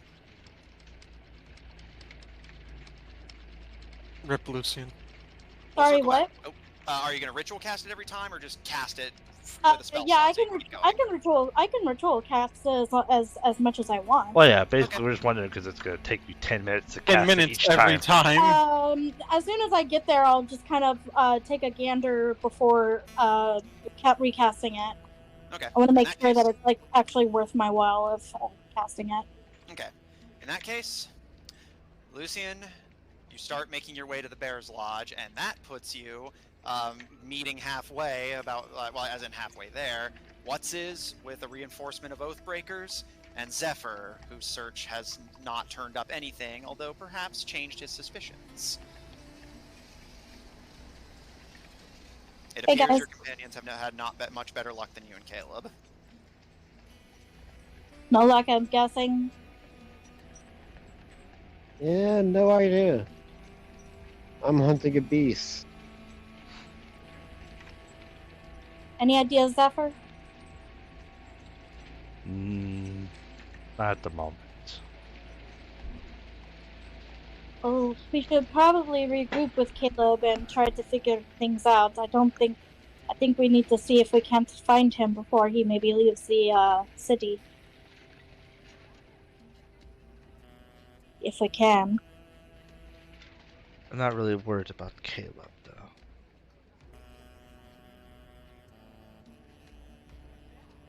He's not the main concern right now. Honestly, this assassin isn't even the main concern, but finding it would have made it easier.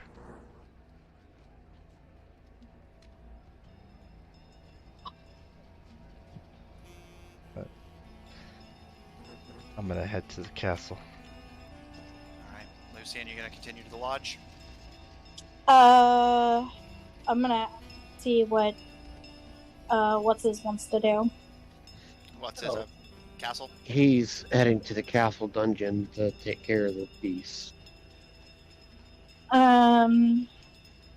Right now, assassins aren't my specialty. I'm not good enough at finding them. Fights, I can do that. Where do you think I should go? Why don't you come with us? We could use the ranged help. Yeah, sure. Let's go. Okay.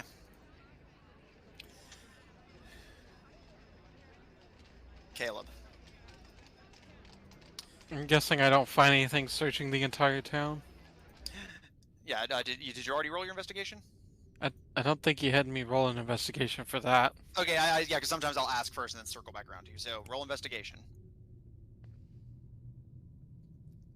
Okay.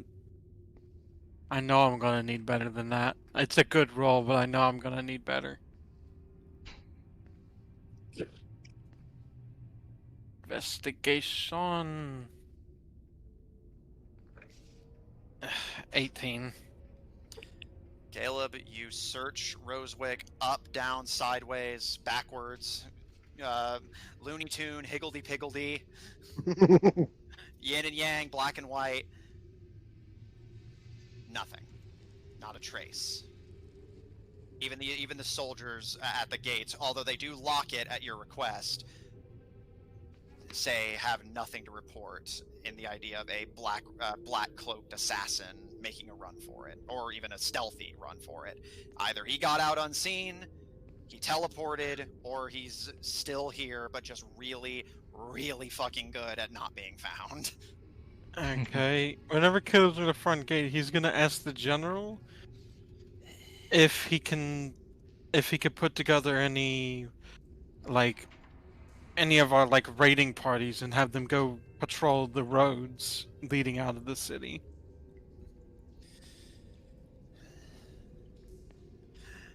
As you wish, my lord. If they don't find anything in a day, then they're not going to. He gives you a slow nod, and you can see his nostrils flare. The Wolfhound struck again, didn't he? Yes, the king is dead.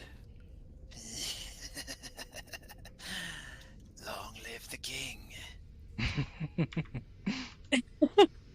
Do you have any idea who this person might be? You could say that. Oh. We're professionals, although not what you'd call friends. Who do you think they are? If I knew that much, I would have found him and eaten him already. No, the Surely wolf... you Fair. Surely you must have some ideas. The Wolfhound has been alive for a very long time. Long before you, long before I, long before Tebedra.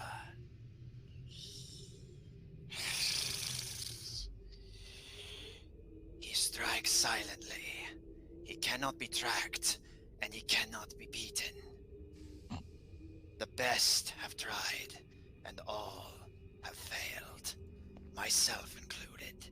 And he pulls back his mouth a bit, and you see one of his teeth towards the back of his jaw is missing.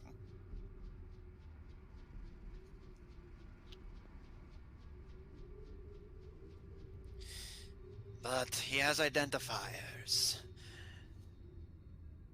The red goggles. Black arrows that are barbed at the tip to cause as much excruciating agony to his targets as possible.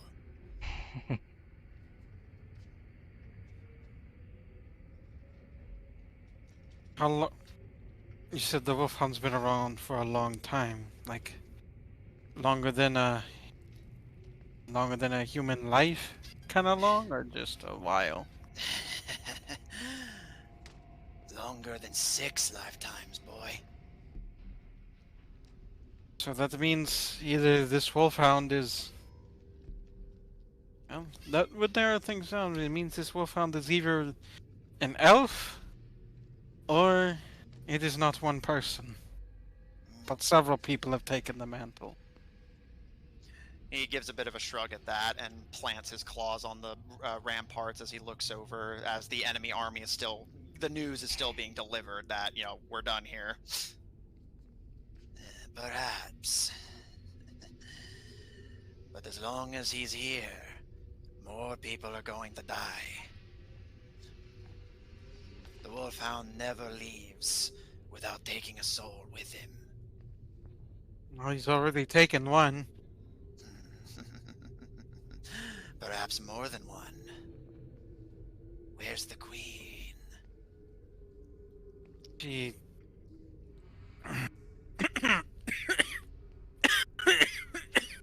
Hang on one second. You okay, dude? I like to think that's actually. Yeah, I was gonna say a little bit of dust from the walls as the enemy army's marching around and kicking up a bunch of dust. Alright, hang on, okay. Let me get back in the character here. You're a little too far for me to perform CPR on you. Yeah, don't worry, we have Revivify. I do have I Revivify. choked on my own spit. I've been there, I've done man. that. Like, we are such inefficiently designed creatures. Yes, I agree. Okay. Oh, I saw somebody over here. Shit. Now I forgot what I was gonna say. But I guess Caleb will ask, is that army leaving? Please tell me they're leaving. I don't need to deal with them too. If they are attacking, they're taking their time. So he was asking about where the queen was. Oh yeah. As a She reminder. teleported, right? No, she went She just invisible. she just vanished. You know that she's capable of turning invisible. Well, last I saw her, she turned invisible. Oh, this is going to be interesting then. The two deadliest assassins in the world are about to come head to head. I wonder how much he got paid to take out the king. Hope it was worth it.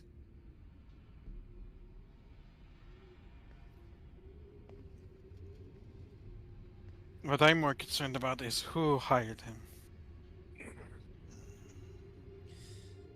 This kind of gives him a small nod. This is why I want him alive. He must be questioned. Well, then I wish you the best of luck. Nobody's ever killed the Wolfhound, let alone captured him.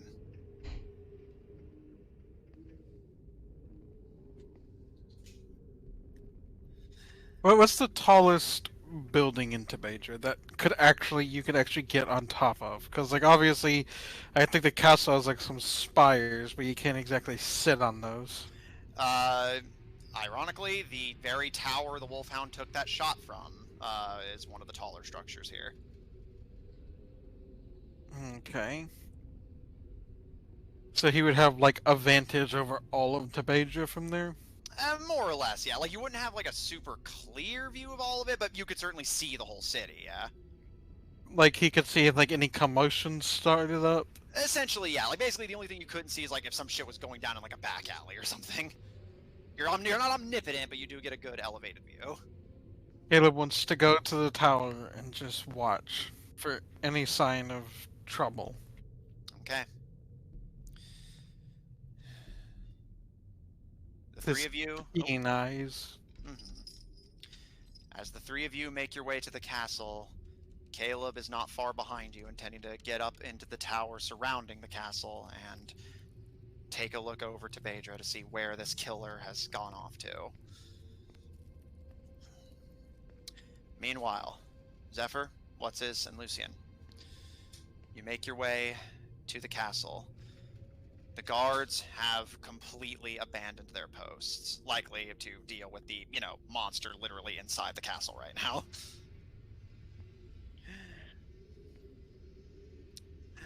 What do the three of you wish to do? So y'all set us in the dungeon, right? Are you saying that? Talking to the guards. Well, the guards are all gone already. Oh, I thought you said that they were outside. No, I mentioned that they had abandoned their posts. Oh. Well, So, he said yeah, that they are it was in the specifically not dungeon. there. Yeah, he said that they were like basically like around. I think what Matthew said is they were like gathered like near the dungeon in case it gets out, right? Yeah, the guards you sent are posting up, and now What's-His has brought some Oathbreakers as reinforcements. Okay, well, let's head to the dungeon area. That's where it's going to be. Yeah, he was ready to kick some ass. I'll look over to the oath breakers. They raise their swords high over their heads. That's the spirit. Like having an army. It's really cool, right? Yeah, y'all have just fun. wait until I get a hold of Yoda. It'll be a whole lot bigger. Y'all have fun with that. Let's run. We don't have time to unpack that right now. All right, Zephyr, what are you doing? Zephyr's gonna go to his room. Okay. Yeah, that's Zephyr for you. Zephyr just done. He's just gonna go take a nap while everybody's fighting. Yeah, pretty much. He Probably not net. he pretty much did give himself like a huge energy shot, so he's probably crashing soon. Alright, Zeph. You stick with the group briefly, but as they're passing through the second floor hallway that contains the bedrooms, you split off quietly from them and enter your bedroom. Oh my god. He's just a little boy. He's just a little guy. Yeah. What do you wish to do?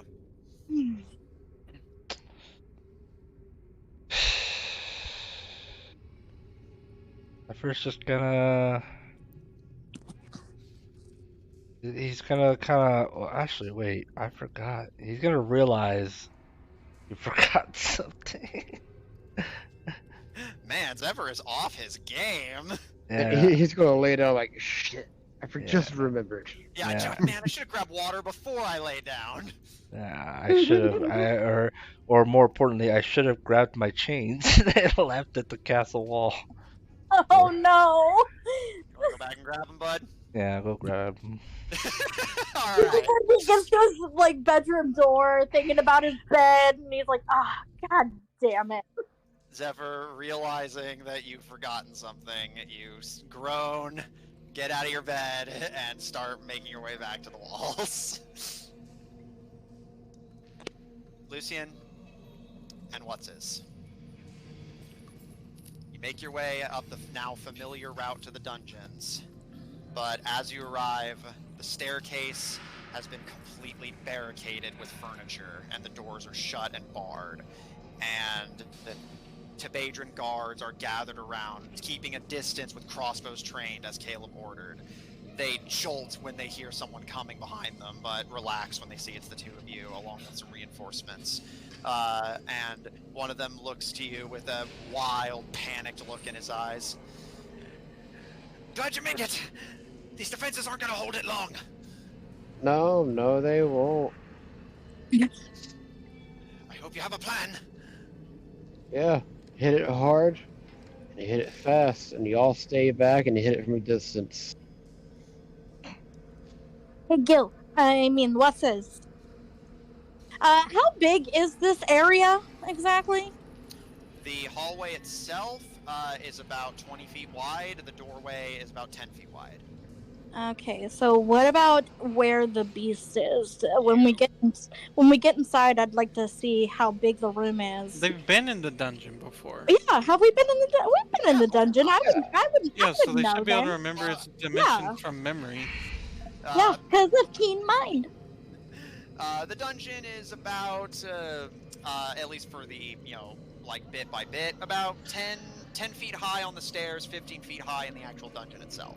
So maybe big enough to enlarge my big friend? In theory, yeah. Hey, Gil, do you want to be huge? Who's Gil? Fuck off. That is both the Well, worst here's a and best thought. thing he did. Why don't we try to get it outside so we can actually, all attack it? Like, if we get shouldn't we everyone keep it stationed from- out there, I can draw it out. Shouldn't we keep it from civilians? It's a castle that probably has a courtyard. Damn it, why is Yeah. there a pigeon in here? Do they not know how to fucking Tebadrans? Oh, that's part of Say it. that in front of a bunch of Tebadrans. Yeah, let's just keep it in dungeon, you're right. I know I'm right. Now let's get going. But yes, I wouldn't mind being a bit larger. Okay, let me. Rage! Once we get in there. Yeah. He doesn't want to waste it. 1, 2, 3, big Gil. Big Alright. guy, just not This bigger. Gil! Who's Gil? No, it's Lee. It's Lee. Oh god! Yeah, that died very quickly. Actually. He I think that honestly lasted forgot. like one I episode. think it's like 3 episodes tops. Yeah, tops 3. At least 1, but I think it's 2. I think you're being very generous to my memory. Well, just bear in mind, there were times where he would sporadically remember it and use it later. So I'm counting those as uses. Oh, yeah. I fair. know you're here. But Yeah. anyway. Yeah. So, so- are the 2 of you going to clear the barricade and head in the dungeon? I will clear the barricade. Roll strength. Okay. Check. Correct. Yes. I'll make this athletics, so. Yeesh, athletics. I love it when they run away. It's so funny. Gaming. You gotta pick a game right now, currently, I am okay? picking a game. I'm playing. Well, you picked 2 games. I can do both. Well, yeah, you can do both. Just do the other one quietly or muted. 21. All right. You start pushing aside shelves and chairs to clear out the door of the dungeon. The Tebadrians immediately get nervous and raise their crossbows and start backing away. Oh, yeah. As he's doing this, he's like, oh, yeah, this wouldn't hold very long at all. Come on, you guys. You're supposed to be really good at, sort of, like, barricades and shit. We're more about getting around barricades than building them. They scowl, but they otherwise hold their positions. They did consider leaving you just to be assholes. I mean, once it started, so. No, Yeah. absolutely once it started it. Oh, yeah. Yeah, What's needs to like learn how to, Read a not room. antagonize people. Yeah. Lucian? Do you enter the dungeon?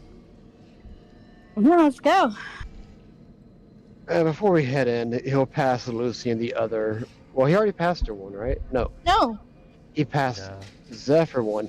He will pass Lucian the final stone of resurrection, just in case. I'll just kind of look at it with a weird look on her face. It's a How stone long? of resurrection. I know what it is. How long have you had this?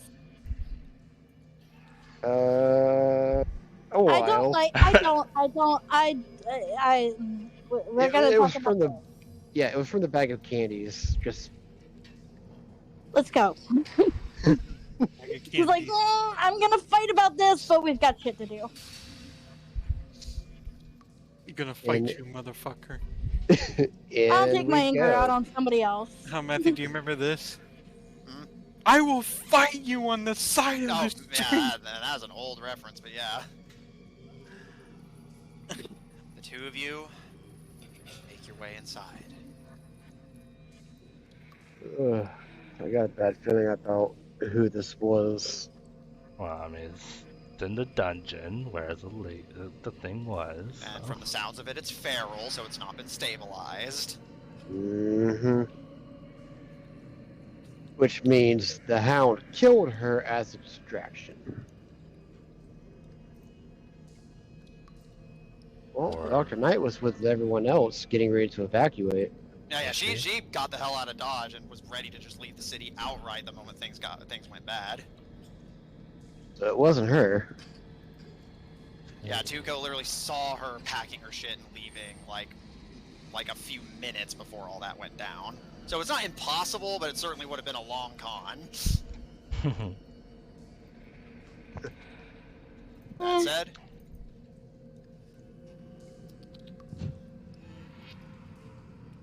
okay. I have my weapons at the ready. Yeah. As the 2 of you make your way into the dungeon halls, you will go your way up the stairs and then arrive at the dungeon. You notice the stairs all the way up, and especially the dungeon itself, there are splattered prints of ink lining the walls, and bits of ichor hugging the bars of all of the different dungeon cells. creature itself, doesn't appear to be anywhere, and you slowly step inside the dungeon proper to check the cells. Lucian, as you enter the room behind him, you see between you and what? I was gonna say, can I look up? Well, Lucian, Yes. as enters the room ahead of you, you enter in behind him. But as is looking around, but before he thinks to turn his head up, Lucian, you see a splat of ink land between the two of you. And you both, doing it deliberately, and Lucian, just because your passive was high enough, turn your heads upwards to see a blob of ink hugging the ceiling. Two glowing orbs appear within, and a flood of ink geysers down as you all hear not the usual coughing of an ichor beast. As ink begins to flood the floor between the two of you, and you both have to take a step back, Lucian towards the door and deeper into the dungeon, as the creature begins to take form on the ground between you, you realize it's not coughing and gagging like an ichor beast normally does. Mm-hmm. It's singing. Interesting. As it emerges and begins to take an almost humanoid shape that keeps shifting as it goes. Rather than the hacks and coughs of the infected, you simply are overwhelmed by this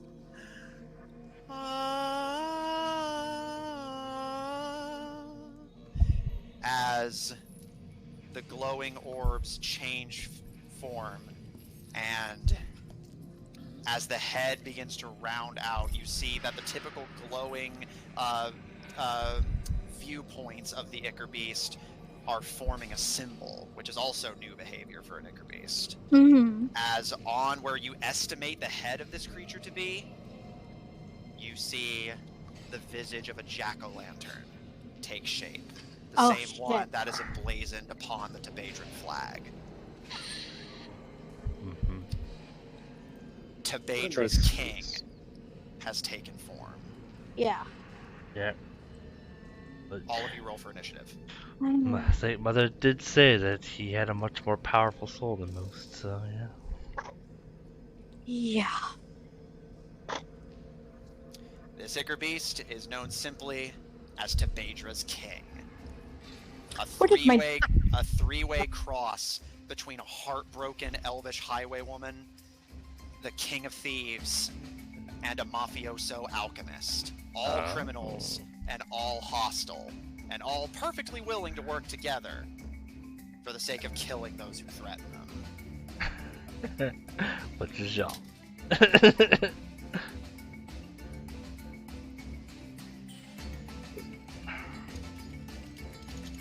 You know, it'd be hilarious. What's that? If it was that conviction of all working together to kill us that actually allows them to stabilize into a single unit. Yeah, like they only combine just because they all three hate you so much. Yeah.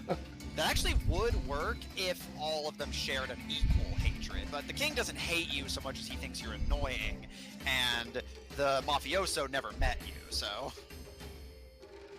So he's just feeding off everybody else's anger and annoyance. You've heard the descriptions of the boss he worked for. He was likely not a great dude himself. Yeah. That said, that is a 22 for the Tebadra's King's initiative. Lucian? Hang on. Alright, what's his? 22. Oh, nice. Alright, Tebadra's King first, you're up after.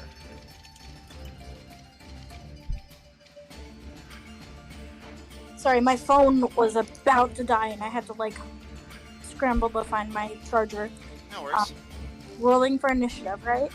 Yes. Correct. Yeah, Tebadra's King is ambushing you. I wonder if the guards are actually backing them up or if they're just waiting to see what happens.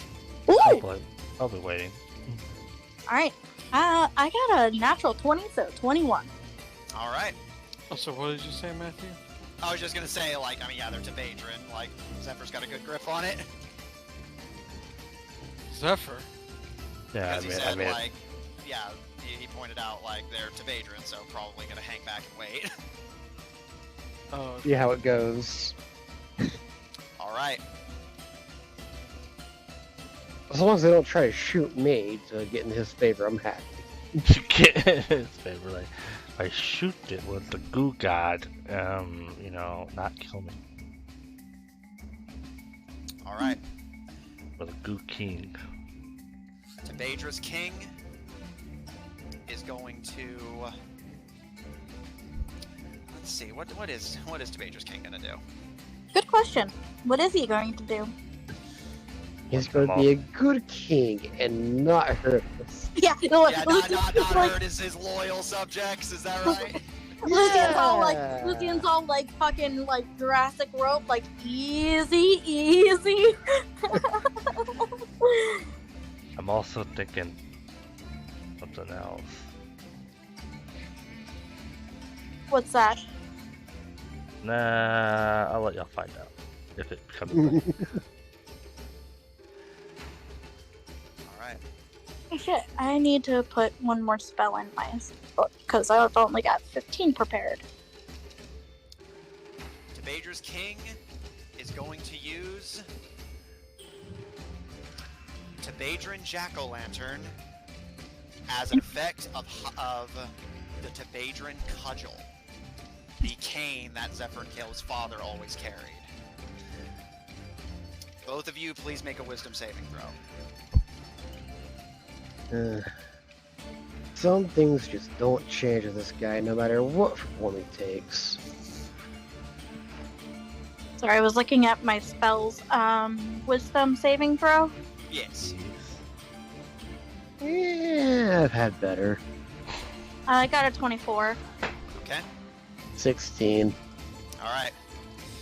You all watch as, tearing from the ichor, a thick arm takes form and pulls from the tar-like mass a ichor cane resembling the king's. They raise it over their head and pound it into the ground. Ichor dust scatters into the air, and all of you hear that wail it's letting out, that sing-song, turn into just this ghastly banshee noise. Lucian, you cover your ears and literally by the skin of your teeth manage to keep your wits about you. What's-is? You are now frightened. how does that work on a player character? Uh, The same way it works on normal people. yeah, usually Gotta run away from it. either you cannot go closer to You it. have disadvantage on ability roll checks and attack rolls, and you can't willingly move closer to the source of your fear.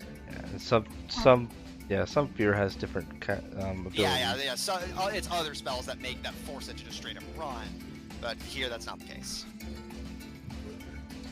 I can't move close. I have an eye. How long does it last? Until he shakes it off. So he has to each time. Yeah, basically at the end of his turns, he can make a roll to try and shake off the effect. But of course, that means he has to spend at least a turn frightened. That is a possibility. And Ooh, Tabadra's king, once that effect takes hold, is going to slurp out from between the two of you. And Slorping.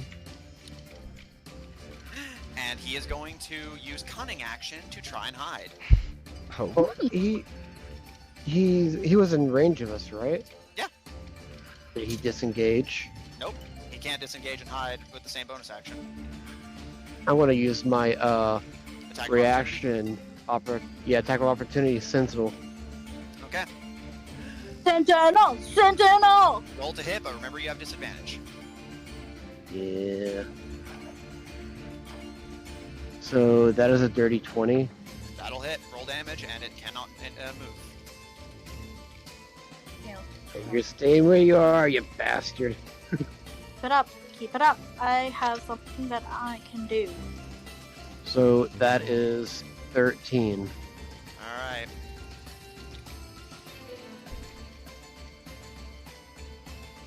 Yep. Okay. All right. That is the end of the King of Tebadra's turn. You're up. Lucian on deck. Okay, so since she had to get a 24 to pretty much succeed, I'm never going to succeed on this. But when he takes damage, it wouldn't have to be like a form of concentration he has to uphold, would it? Nope. Shit. Okay. A con spell. I will use reckless attack to get rid of the disadvantage. Okay. But he will gain advantage when attacking me. Yep, And it's a I- flat roll. Gotta do Yeah. that. Yes. Yeah, it's a And flat I roll. will attack with my ionic axe and my javelin, Roll to doing hit. 3 attacks. No Roll to range. hit flat. Poop, poop, poop. The javelin attack will still have disadvantage because I think reckless only applies to melee. Yeah, I think Well, also, I mean, he's using it as a. Oh right, I Right. forgot you can actually use that as a melee weapon. Never mind then. So yeah, roll to hit flat. He didn't rage. Oh. Because reckless. Let me see. Is reckless? Rage, Seven. rage I think is just a thing yeah, I think it's reckless is bonus just an action. automatic thing, and yeah, I think you can do both. reckless attack, I think, is just when you attack. Like you just You can- specify I want to do that. Yeah. When you make your first Yeah. attack, you can decide to attack recklessly. It's a bonus action. So yeah, as long as you're willing to use your bonus action, yeah, you can rage with reckless. Yeah, I will bonus action rage. All Very right. important. You will do some additional damage here. Also, not Okay. take as much damage when he whacks you. True. 'Cause he So will that have is advantage for whacking you. 17 with ionic axe. That is a hit. Okay, so for that one, Well, the do you want to just damage. roll the hit so you can do all the damage at once? Well, I have only got one set of dice, so Oh, okay. like In so that case, 15 proceed. 15 plus the 3 from the rage, so that's 18 on Yep. the first attack.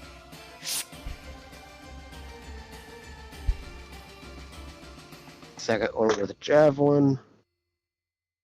That is 29. Okay. That is a hit. Roll for damage. That is 6 damage. Okay. And then wait, I can't do a bonus action attack, so Yeah, because you raged already, so. yeah, correct. Alright, So that's pretty much all he can really do for this round. Is that, What's. how long does rage last? I think a minute. A minute, or until he either takes no damage or does no damage. Yeah, it's basically Roll. he has to stay in the fight. If not, or if he does, it will last for at longest a minute. Or 10 rounds, it says. Well, Oh it's yeah, a that's minute. a minute. Yeah. Yeah, true. What's his? Despite the fear gripping your heart, you realize now what all of the people His Majesty robbed probably felt in their final moments. Twirl your ionic axe and remind yourself your safety doesn't matter. And you charge. Slice, slice. You start cutting up with your ionic axe as you lay into the creature. It lets out this hideous wailing groan as it slurps back in Lucian's direction away from you. Lucian, you're up. King Tebadra on deck.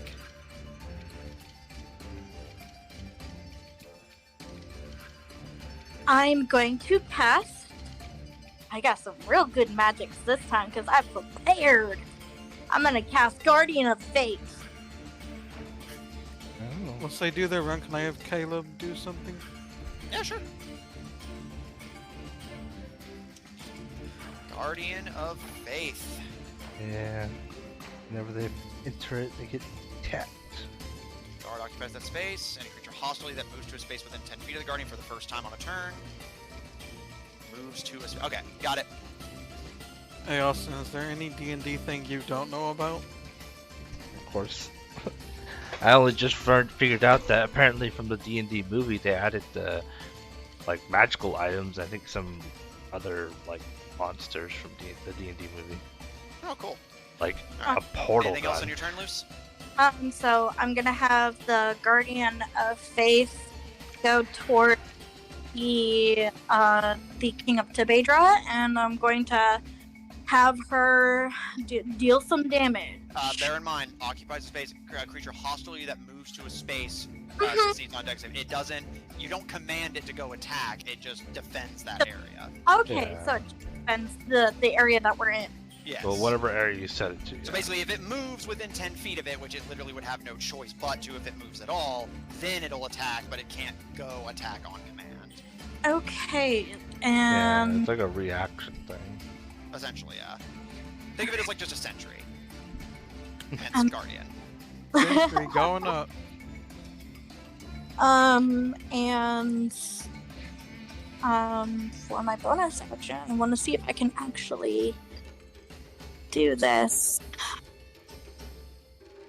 I Okay. am proficient in tow weapon fighting, so You have to take the attack action to do that. okay, so okay. I don't think you. Well, no, I don't think you can do it. Yeah, because the only bonus action you would have that you'd be able to do right now is Spells. yeah, which you can do spare the dying. That's it. Yeah. I'm just reading. Fine. Yeah. Do you want to move, or are you good where you are? I'm good where I am. Okay. Does Now- Ichabod technically count as being undead? There's Ichabees. I think we have had Ichabees that are Yeah, undead. Ichabees, we've established are elementals mechanically, since they are a creature born of alchemy. So, like, Oh, yeah. some of What our about my elements. paladins? You didn't tell them to come in with you. Could I on my turn yell for help? Yeah. Yeah. You yell down the stairs for reinforcements. Can I just say, boys? Caleb, you said you had something after their turns? Yeah. Does Caleb see anything going on right now? No, like this fight is not chaotic enough yet for any evidence to be obvious from the outside. But there doesn't seem to be anything going on in the city, at least not out of the ordinary for the current situation, right? Not yet, but I'll update you again once you actually get to your tower position and check. Oh, he hasn't gotten to the tower yet? Bear in mind, What's-His and Lucian and Zephyr just took a straight shot to the castle and then went straight to the dungeon outside of Zephyr. You searched the entire city top to bottom, potentially multiple times, and now are making your way back to the castle. And I even mentioned you were behind them by a decent margin. Oh, so have I even reached the castle yet? You're like just outside of it. I promise I'll come back to you after the fight. Or once Well, the fight gets I loud was- enough for you to notice. I was gonna say that Caleb wanted to check on what was going on down there. Alright, you'll get here in the round that would realistically take you. Okay. Tebedra's king is going to use the Tebedra Cudgel. As it now has advantage, it realizes it can now get sneak attack on one. Will they get like combined with their classes? I mean, Essentially, yes. That is by nature what all Ichabeasts are. all the Ichabees, the merger of everything. What if we all mixed our bloods together? We'd just be Create this super being. Create the ultimate Ichabeast. And it is literally known. What do we decide to call ourselves? You're known by Jackasses? you're known by other mercenaries as quote those assholes. Yeah, but Mostly. yeah, they all those, sleep. Mostly. So we Like, pretty this much is how- create the ultimate asshole. Yeah, you like revert to that state your humans are in when they're first born. What's-His? You see the Ikari cudgel lash out at you, and you just barely dodge backwards out of the way. And little fun fact, you don't know this, but Caleb and Zephyr would. little fun fact about King Tebedra. He didn't become king just by being a dickhead. He is legitimately very good at what he does. So much so that Zephyr, you in particular, but of course Caleb, you would know this as well, recall that while he never taught it to you, because he wanted to keep some things to himself, he had a secret technique. So according to him, you never saw him use it, but according to him, if he's fighting to kill, if he manages to land a sneak attack, he said that he and only he has a method of ensuring all sneak attacks are instantly fatal. Wow. Can I? You do not know this. I know, but I was more just setting up the stakes. I can do a reaction though, right? Depending on what triggers it. Okay. So if it's actually a crit, like if you rolled like a natural 20, I have something to cancel out. Well, he missed, so that doesn't matter here, but noted. Takes a swing, but if that makes contact, best case scenario, you're gonna have an awful concussion and it might crack your skull. Worst case scenario, that swing could have brained you if you hadn't dodged. Oh, jeez. King Tebedra fights dirty. Who knew that King... Is it King Tebedra like a little guy? Yeah, he's a gnome. Yep. Gnomes actually typically fight this way. It's like, who would have known that a gnome could swing so hard? Yeah, gnomes in this setting actually, especially in Yav specifically, Yavic gnomes, they use canes in battle so that they can trip their opponents by pulling the cane at their ankles, and then once they're on the ground, just bash their heads in. And no amount of military strategy is going to stop a really strong swing from an iron club from bashing your skull in. What a cute little guy. Come on. What's his you're up, Lucian on deck. I'm just totally picturing the movie Elf, though, with the guy that just double kicks Buddy in the chest. And what's his? Let me double check here. Yeah, it's literally impossible for you to throw off the fear effect yourself. So yeah. So even if I rolled a natural 20, it's not enough. Still, you would still be short. So okay. I thought natural 20 was an automatic success. Not on saves. And even then, if the number's still higher than a natural 20, there's like nothing you can really do there. Well, I know on the rolls where we do like the crit success, natural 20 is like an auto success. Yeah, but we've established before that it doesn't matter on saves.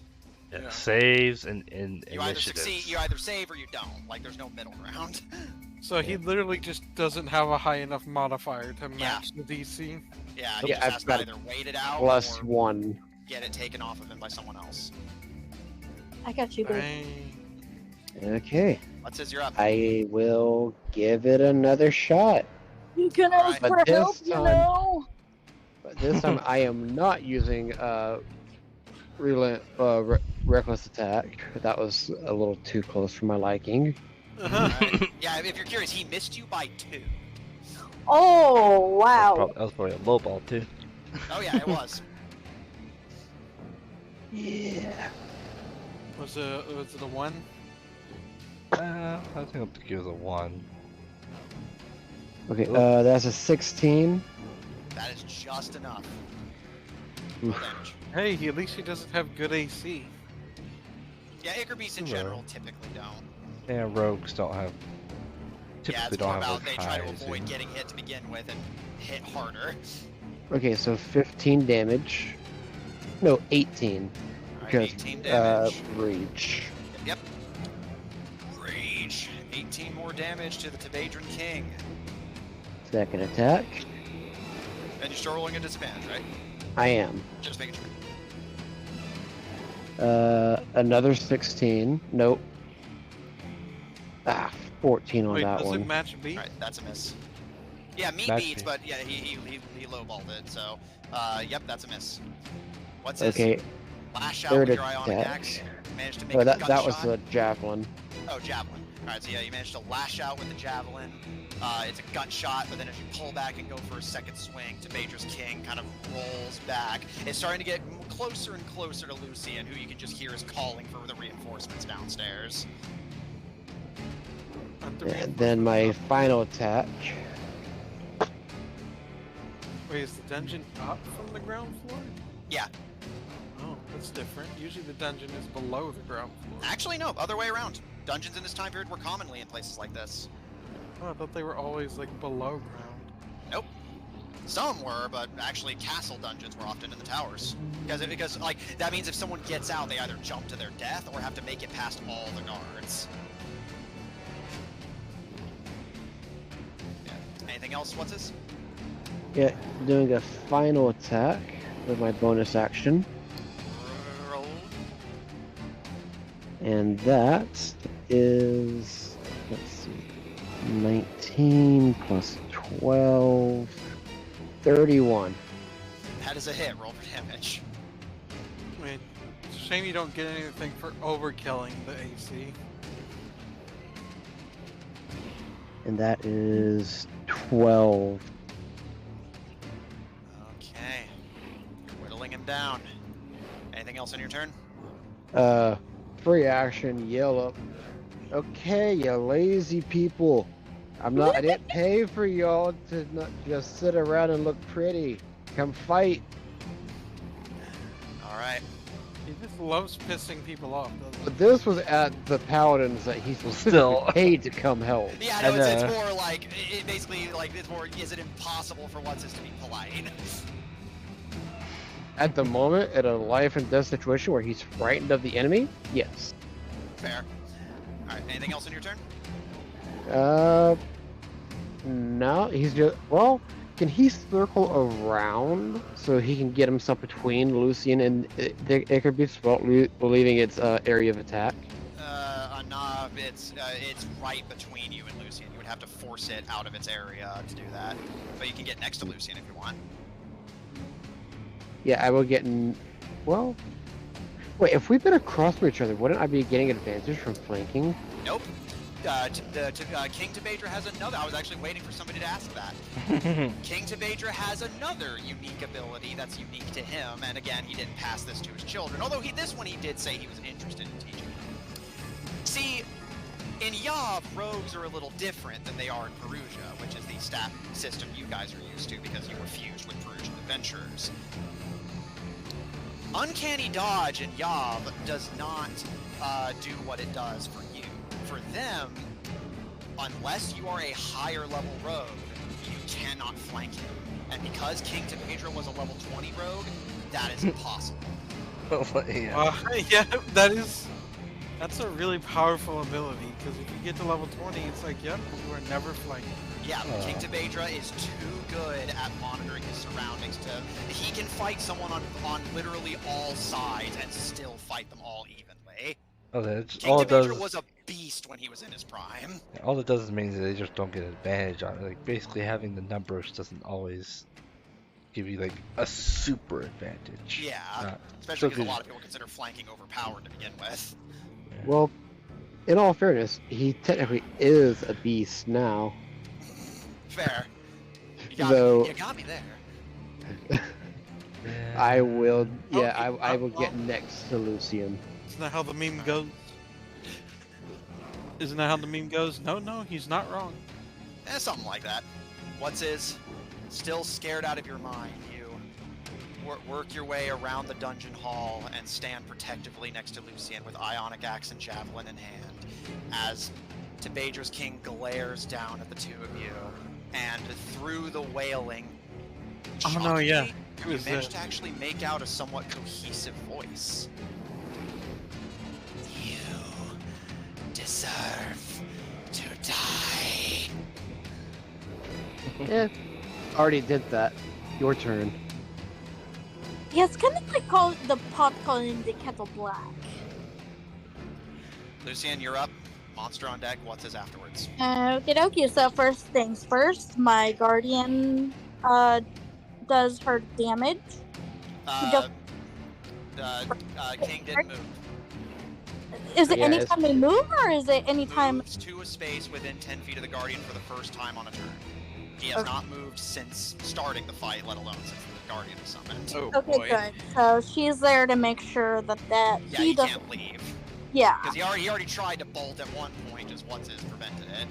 Alrighty. Yeah, And gotta love that sentinel. in that case, I'm going to cast Spiritual Guardians. Okay. Call forth my serpents and such.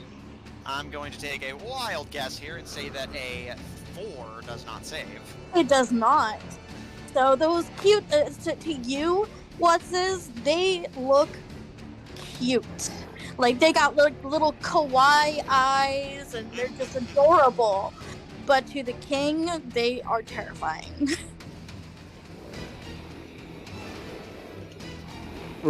We both are scared of something now. Yay! It's just he can, don't move while you can't. So I'm going to. So he fails. So I am going to roll damage. Now there's full damage. And just so you know, Legendary action. this is going to be Does. damage. Yeah.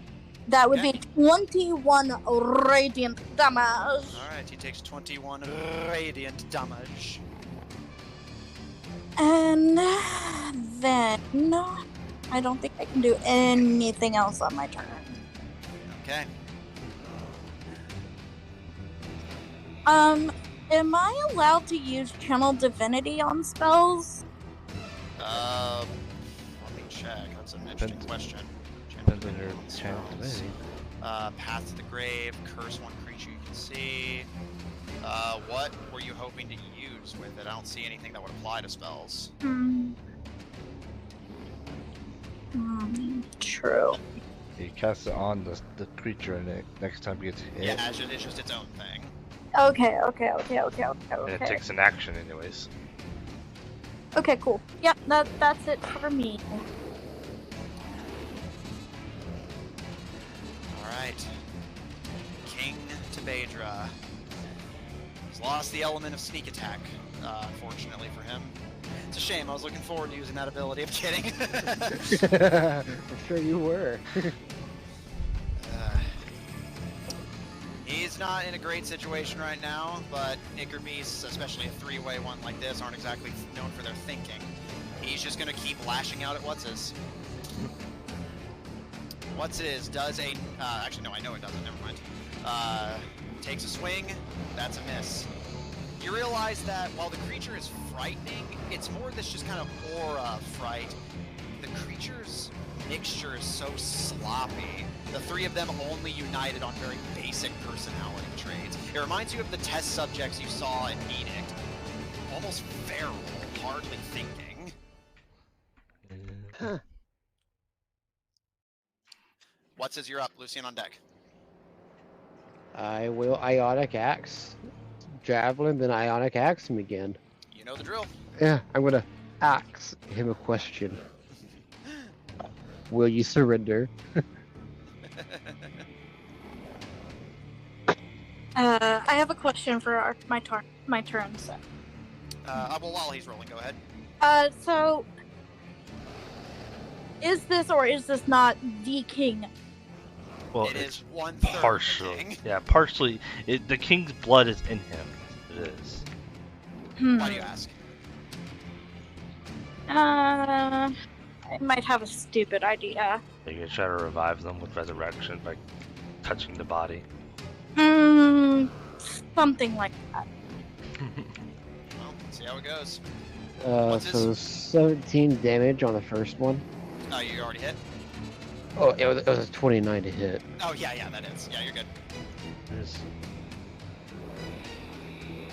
So that's 17 damage. Now it's time for the javelin. Wow, another 29. I rolled two 17s. Nice. Roll damage. That is 6 plus 3. That's 9 plus 5. 14. Okay. And then third attack. Roll to hit.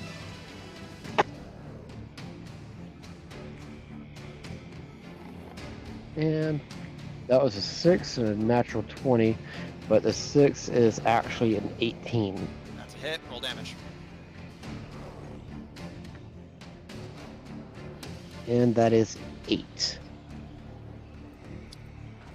What's his? Oh, Matthew, How do you want to do your this?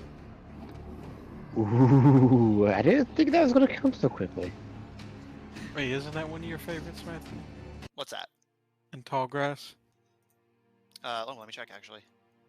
I like him well enough. I'll take him. Or was that Qua who liked him? Qua does. Oh, yeah.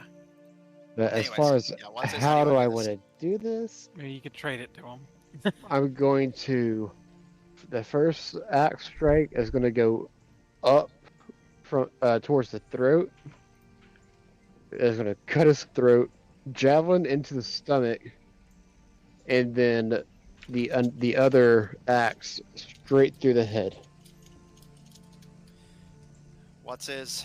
Ay. As you fight through your fear, you lash out with your ionic axe, slash the throat, slash the head.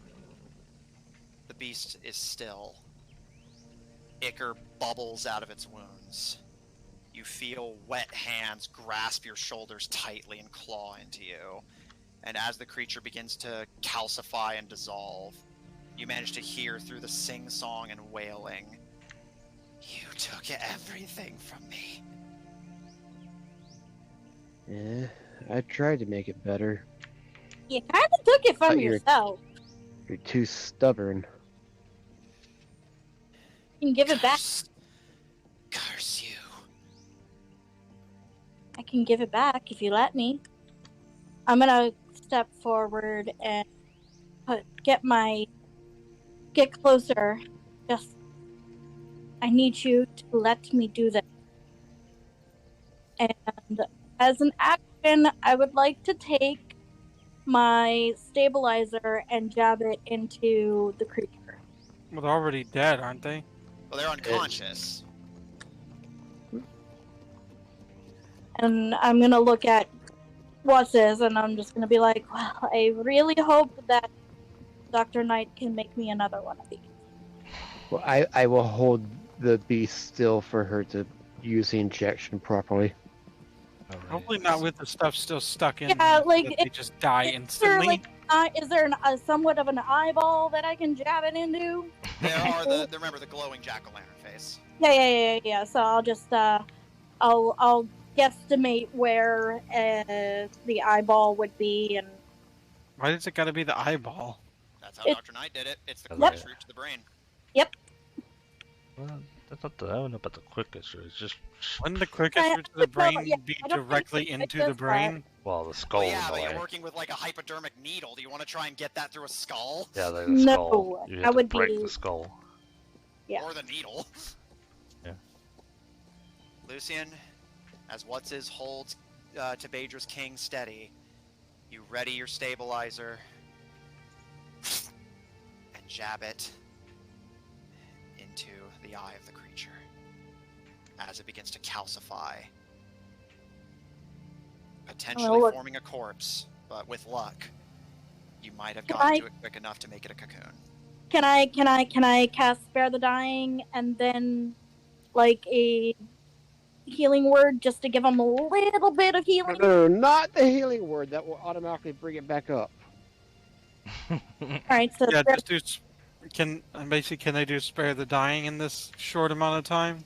I'll say like between, because yeah, it would take at worst like I think I can do it as I'm doing. the quickest it could die is 12 seconds if it rolled a nat 1 twice. So yeah, that's fine. Oh, it's actually doing death saves? Well, Oh no, yeah, I he's- actually do make those rolls for NPCs. And And since they're making an effort to save this one, I figured it only makes sense. I would also, while they are slipping into the unconscious state, I would like to try to say to it, there might be a way to give you back what you lost. And we're willing to try to at least try to make it back up to you.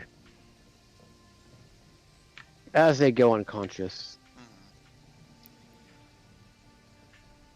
Debadra's King slips into unconsciousness. creature driven by petty desire and rage and vengeance falls unconscious, as the best you can hope for is that Dr. Knight's formula is capable of stabilizing a creature this feral and unstable. And that is where we're going to end tonight's session.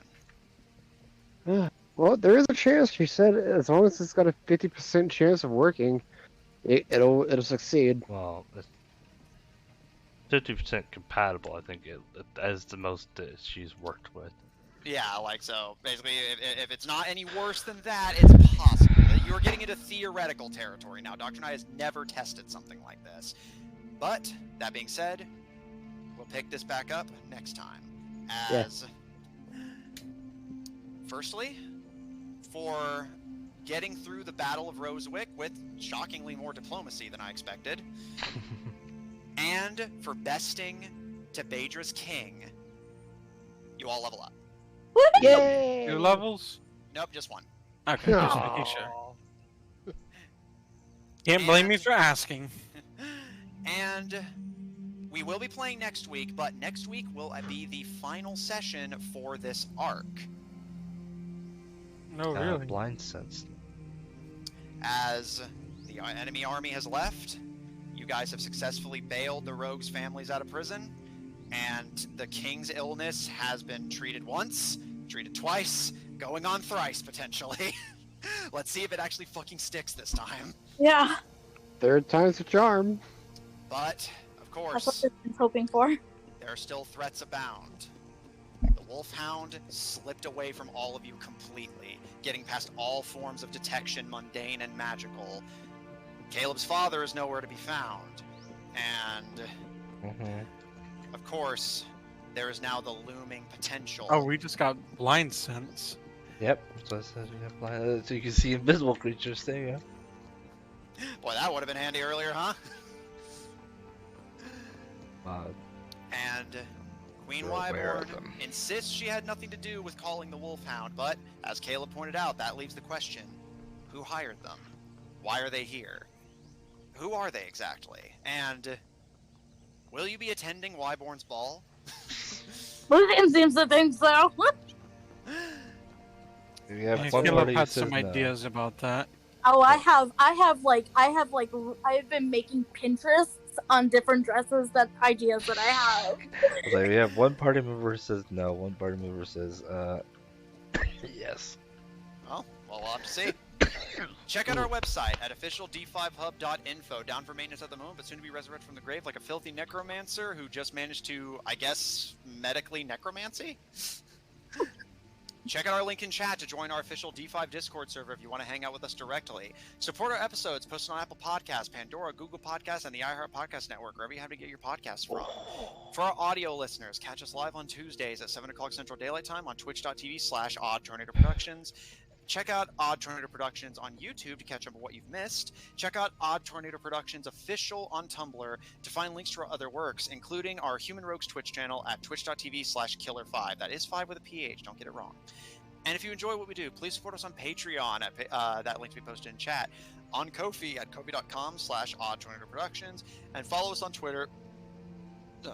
Follow us on Twitter at twitter.com/tornadoodd. The TNO are capitalized to get immediate updates whenever we go live, as well as updates on all of our other projects. And if you want to see more of this party plus or minus a few, tune in next week, Mondays at 7 o'clock Central Daylight Time for our Monday game, Under Locks and Keys, featuring a party of globetrotting treasure hunters trying to assemble the artifacts of the gods in a race against technology-worshipping cultists. We are coming close to the climax of that game, so if you haven't caught it already, I suggest getting caught up and being ready for the finale. And then, like in 5 years, we'll do champions. Apparently. 5 years. I asked for a couple months. I'm just giving you a hard time. Yeah. What are we gonna do for having to wait a few months? That's a lot of time with no D&D. Well, I'll run a few games, don't you worry. Several people Thanks. who want to run.